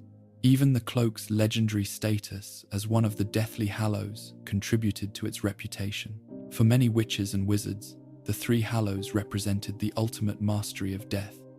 Possessing all three objects was said to make someone the master of death. This idea attracted the attention of powerful individuals who believed that controlling the Hallows would grant them extraordinary power. Lord Voldemort searched for the Elder Wand because of this legend, though he dismissed the importance of the other two Hallows. He believed only the wand's destructive power mattered. Yet the Invisibility Cloak represented something very different. While the Elder Wand brought violence and the Resurrection Stone tempted people with grief, the cloak offered protection. It allowed its wearer to move quietly through dangerous situations without attracting attention. This ability made the cloak unique among powerful magical artifacts. Rather than encouraging ambition or revenge, it provided the opportunity to survive by avoiding conflict altogether. During the final days of the war against Voldemort, the cloak remained with Harry as he prepared to face the Dark Lord. Even though the cloak could not shield him from every form of magic, it continued to protect him during moments when secrecy was essential. The cloak had traveled through centuries of wizarding history, passing quietly from one owner to the next. Unlike many magical objects that left behind stories of destruction or betrayal, the cloak's history was marked by survival.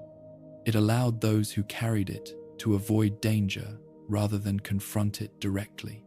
Yet the cloak still represents a powerful reminder about the nature of magical objects. Power itself is rarely the true source of danger. Instead, danger often arises from how people choose to use the power they possess. The Invisibility Cloak grants its wearer the ability to move unseen, to observe without being observed, and to act without immediate consequence. Those abilities can be used wisely, or they can be misused.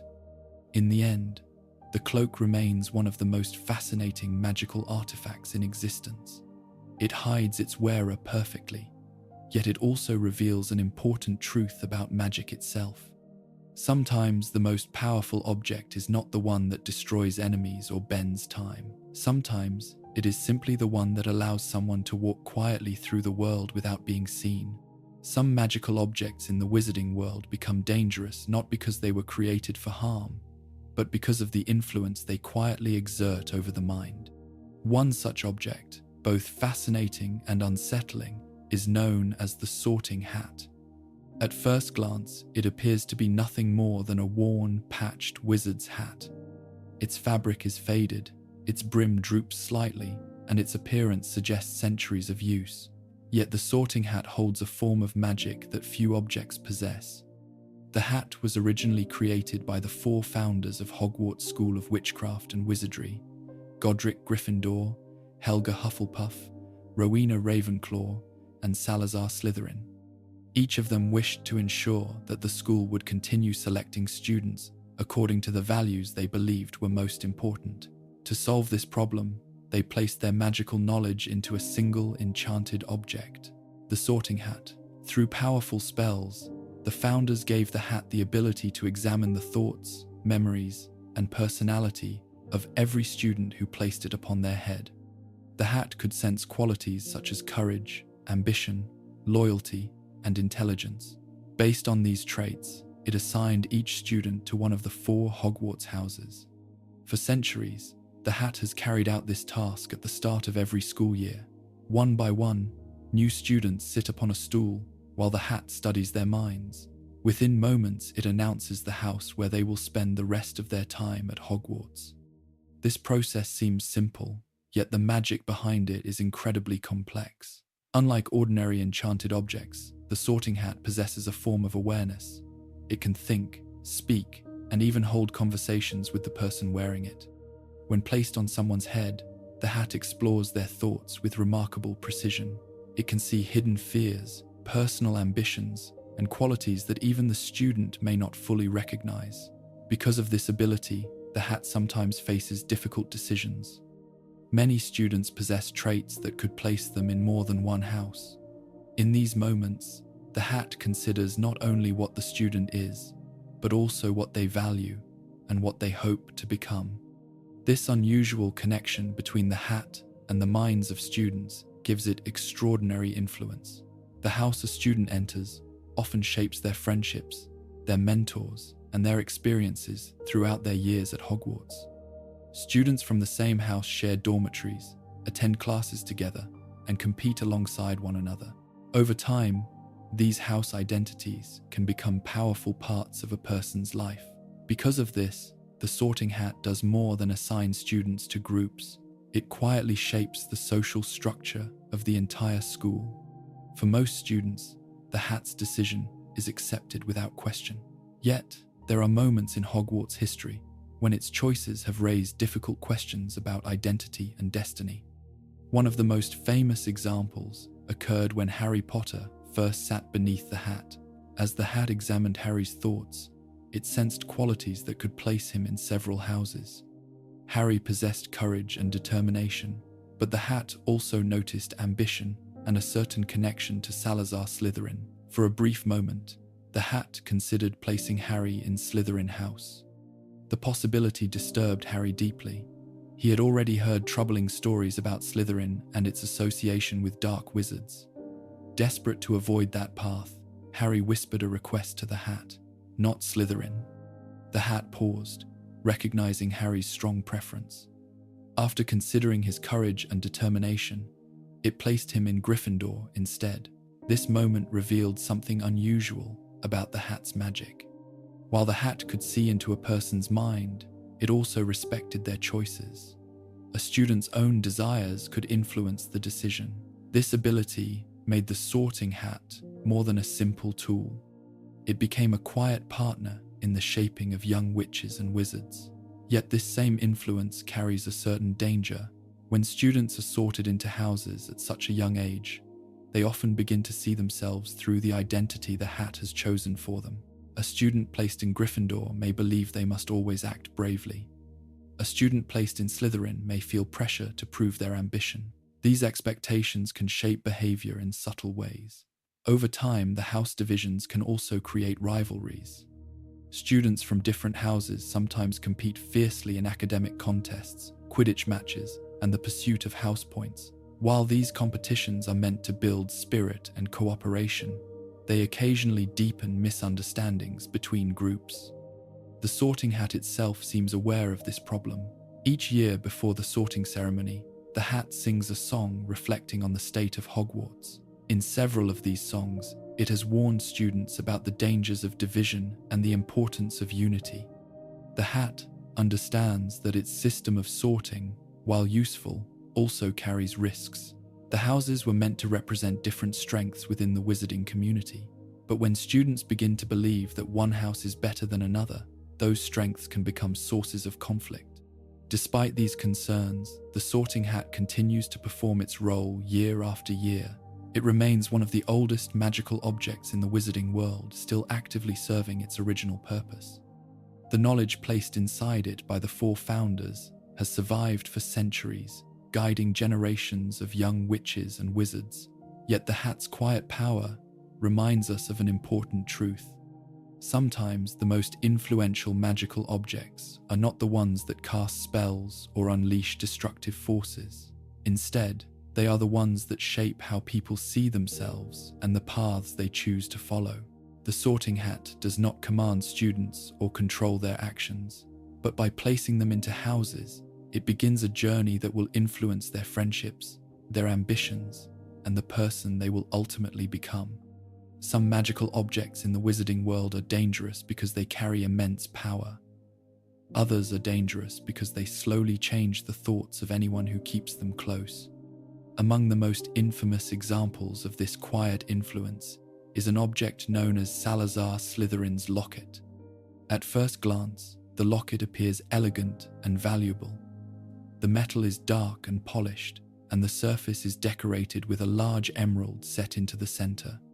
The design reflects the taste of its original owner, Salazar Slytherin, one of the four founders of Hogwarts. Like many artifacts connected to the founders, the locket became a treasured relic over the centuries. But the object eventually took on a far darker role. Many years after the founders lived, the locket came into the possession of Tom Riddle, the young wizard who would later become Lord Voldemort. By that time, Riddle had already begun exploring ways to escape death through the creation of Horcruxes. A Horcrux is an object that contains a fragment of a wizard's soul. Riddle chose the locket as one of the objects to hold part of his divided soul. To transform the locket into a Horcrux, he committed a terrible act of murder, tearing his soul and sealing a fragment of it within the metal. From that moment forward, the locket became far more than a historical artifact. It became a container for Voldemort's dark magic. Unlike ordinary objects, a Horcrux is not passive. The fragment of soul within it remains connected to the consciousness of the wizard who created it. Over time, the object begins to influence the thoughts and emotions of those who carry it. This influence is subtle at first. The locket does not immediately reveal its power. Instead, it slowly amplifies negative feelings already present in the mind of the person wearing it. Doubt, jealousy, anger, and fear become stronger when the Horcrux is nearby. The longer someone keeps the locket close, the stronger this influence becomes. After Voldemort created the Horcrux, he hid the locket inside a cave protected by complex magical defenses. He believed the object would remain hidden there forever. Yet years later, Albus Dumbledore discovered its location and retrieved it with the help of Harry Potter. Unfortunately, the locket they recovered turned out to be a false copy. The real Horcrux had already been taken by someone else. Eventually, the true locket fell into the possession of Harry, Ron Weasley, and Hermione Granger during their search for Voldemort's Horcruxes. They understood that the object needed to be destroyed if Voldemort was ever to be defeated. But carrying the locket proved far more difficult than they expected. Because they were traveling constantly and hiding from Voldemort's followers, the three friends had to keep the locket with them at all times. Whoever wore the Horcrux on its chain experienced its dark influence most strongly. The effects soon became noticeable. When Ron wore the locket, he became irritable and impatient. Small frustrations seemed much larger than they really were. Doubts about their mission began creeping into his thoughts. When Hermione carried the locket, she struggled with anxiety and exhaustion. Even Harry, who had faced Voldemort many times, felt the Horcrux pressing against his emotions. The object seemed to feed on their fears and insecurities. Because of this, the three friends took turns wearing the locket. They hoped that sharing the burden would weaken its influence. Yet the Horcrux continued to affect their moods and their trust in one another. Over time, the tension created by the locket led to arguments and misunderstandings. Eventually, Ron, overwhelmed by the Horcrux's influence and his own fears, left Harry and Hermione behind. This moment demonstrated the locket's true power. The object did not attack directly or unleash visible magic. Instead, it quietly encouraged the worst thoughts already present in the minds of those nearby. Destroying the Horcrux required a weapon powerful enough to overcome the fragment of Voldemort's soul inside it. Harry eventually recovered the Sword of Gryffindor, whose blade contained basilisk venom absorbed during an earlier battle.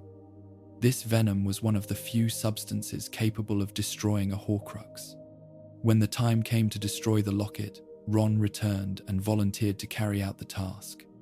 Harry opened the locket using Parseltongue, the language of serpents, which Voldemort himself had once spoken. As the locket opened, the fragment of soul inside it reacted violently. A dark vision appeared before Ron's eyes. The Horcrux attempted to defend itself by attacking Ron's deepest fears. It created illusions of Harry and Hermione mocking him, suggesting that he was unimportant and easily replaced. These visions struck directly at Ron's insecurities. For a moment he hesitated, but then Ron raised the sword and struck the locket, shattering it completely. The blade pierced the metal, and dark liquid burst from the Horcrux as the fragment of Voldemort's soul was destroyed. With the locket gone, the oppressive weight that had surrounded them seemed to disappear. The story of Slytherin's locket reveals how dangerous magical objects can influence people without ever casting a spell. The object did not force anyone to act, yet it made negative thoughts stronger and harder to resist. This quiet manipulation made it one of the most insidious artifacts Voldemort ever created. The locket had once been a symbol of Hogwarts' founding history, an artifact tied to one of the school's creators. But through dark magic, it had become something entirely different. A simple piece of jewelry had turned into a vessel for hatred, fear, and division. And it took extraordinary courage to break its hold. Some magical objects in the wizarding world are dangerous because they harm anyone who touches them. Others become dangerous because they quietly manipulate the people around them. Among the most haunting examples of such objects is something known as the Cursed Ring of Marvolo Gaunt. At first glance, the ring appears rather ordinary. The metal band is simple and worn, clearly very old, and a dark stone sits in its center. The ring does not sparkle like expensive jewelry, nor does it seem particularly valuable. Yet the object carries a long and troubling history. The ring originally belonged to Marvolo Gaunt, a descendant of Salazar Slytherin. The Gaunt family believed the ring to be a symbol of their ancient magical bloodline. For many years, Marvolo proudly wore it, convinced it proved his connection to the founders of Hogwarts. What he did not fully understand was the true significance of the stone set into the ring. Embedded in the ring was the Resurrection Stone, one of the legendary Deathly Hallows. The stone possessed the ability to summon the spirits of the dead, a power that fascinated witches and wizards who longed to see lost loved ones again. But the stone's magic had remained hidden for generations. The ring's story changed dramatically when it was discovered by Tom Riddle, Marvolo's grandson. Riddle had grown up far from the Gaunt family home, unaware at first of his ancestry. When he eventually learned the truth, he returned to the ruined house where his relatives had once lived. There he found the ring. By that time, Riddle had already begun transforming himself into Lord Voldemort. His obsession with power and immortality had led him to experiment with dark magic far beyond the boundaries accepted by the wizarding world. When he took possession of the ring, he recognized its historical importance. But Voldemort did not simply keep the ring as a family heirloom. Instead, he used it for a far darker purpose. Riddle turned the ring into a Horcrux, placing a fragment of his soul inside it after committing a terrible act of murder. This process infused the ring with powerful dark magic designed to protect the soul fragment hidden within. To ensure the Horcrux could not be easily destroyed, Voldemort also placed a deadly curse upon the ring. Anyone who put the ring on their finger would immediately fall victim to this curse. The magic was designed to spread rapidly through the victim's body, causing fatal damage within moments. For many years, the ring remained hidden in the ruins of the Gaunt house. Eventually, Albus Dumbledore discovered its location during his search for Voldemort's Horcruxes. By this point, Dumbledore already suspected that Voldemort had divided his soul into multiple fragments. The ring was one of the objects he hoped to find. When Dumbledore entered the abandoned house and located the ring, he immediately recognized it as a Horcrux. Yet when he examined the dark stone set into the band, he realized something else as well. The stone was the Resurrection Stone. For a brief moment, Dumbledore allowed himself to think about the possibility of seeing his lost family again. His life had been shaped by regret over the death of his sister Ariana and the mistakes he believed he had made during his youth. The idea of speaking with her once more was deeply tempting. In that moment of weakness, Dumbledore placed the ring upon his finger. The curse Voldemort had hidden within the Horcrux activated instantly. Dark magic spread through Dumbledore's hand like burning poison. The curse moved rapidly through his body, threatening to kill him within minutes. Realizing the danger, Dumbledore quickly removed the ring and sought help from Severus Snape. Snape was able to contain the curse before it reached Dumbledore's heart. Even so, the damage could not be undone completely. The curse destroyed Dumbledore's hand and left him with only a limited amount of time to live. Though the immediate danger had passed, the curse would slowly weaken him until his death. Despite this setback, Dumbledore succeeded in destroying the Horcrux within the ring. Using the Sword of Gryffindor, whose blade carried basilisk venom. He shattered the fragment of Voldemort's soul hidden inside the object. The Horcrux was destroyed, though the Resurrection Stone itself survived the blow. This moment revealed how even the most careful and intelligent wizard could fall victim to the temptation of powerful magical objects. Dumbledore understood the dangers of Horcruxes better than almost anyone else in the wizarding world. Yet, the possibility of seeing his family again clouded his judgment for just a moment. That moment was enough. The cursed ring of Marvolo Gaunt represents a powerful lesson about the nature of magical artifacts. Some objects appear harmless, even ordinary, yet contain enchantments capable of destroying anyone who misuses them. The ring's power did not lie only in its curse. It also lay in the emotional temptation created by the Resurrection Stone itself. The promise of seeing loved ones again was powerful enough to make even the wisest wizard forget caution. In the end, the ring was destroyed as a Horcrux, but its story remains one of the most tragic examples of how dangerous magical objects can be. Sometimes, the greatest danger is not the curse hidden within the object. It is the desire that convinces someone to touch it in the first place. Throughout the long history of the wizarding world, magical objects have shaped events in ways both subtle and dramatic. Some of these artifacts were created with noble intentions, while others were forged through ambition, fear, or the pursuit of power. Yet all of them share a common truth. Magic, when placed into objects, often carries consequences far beyond what their creators ever expected.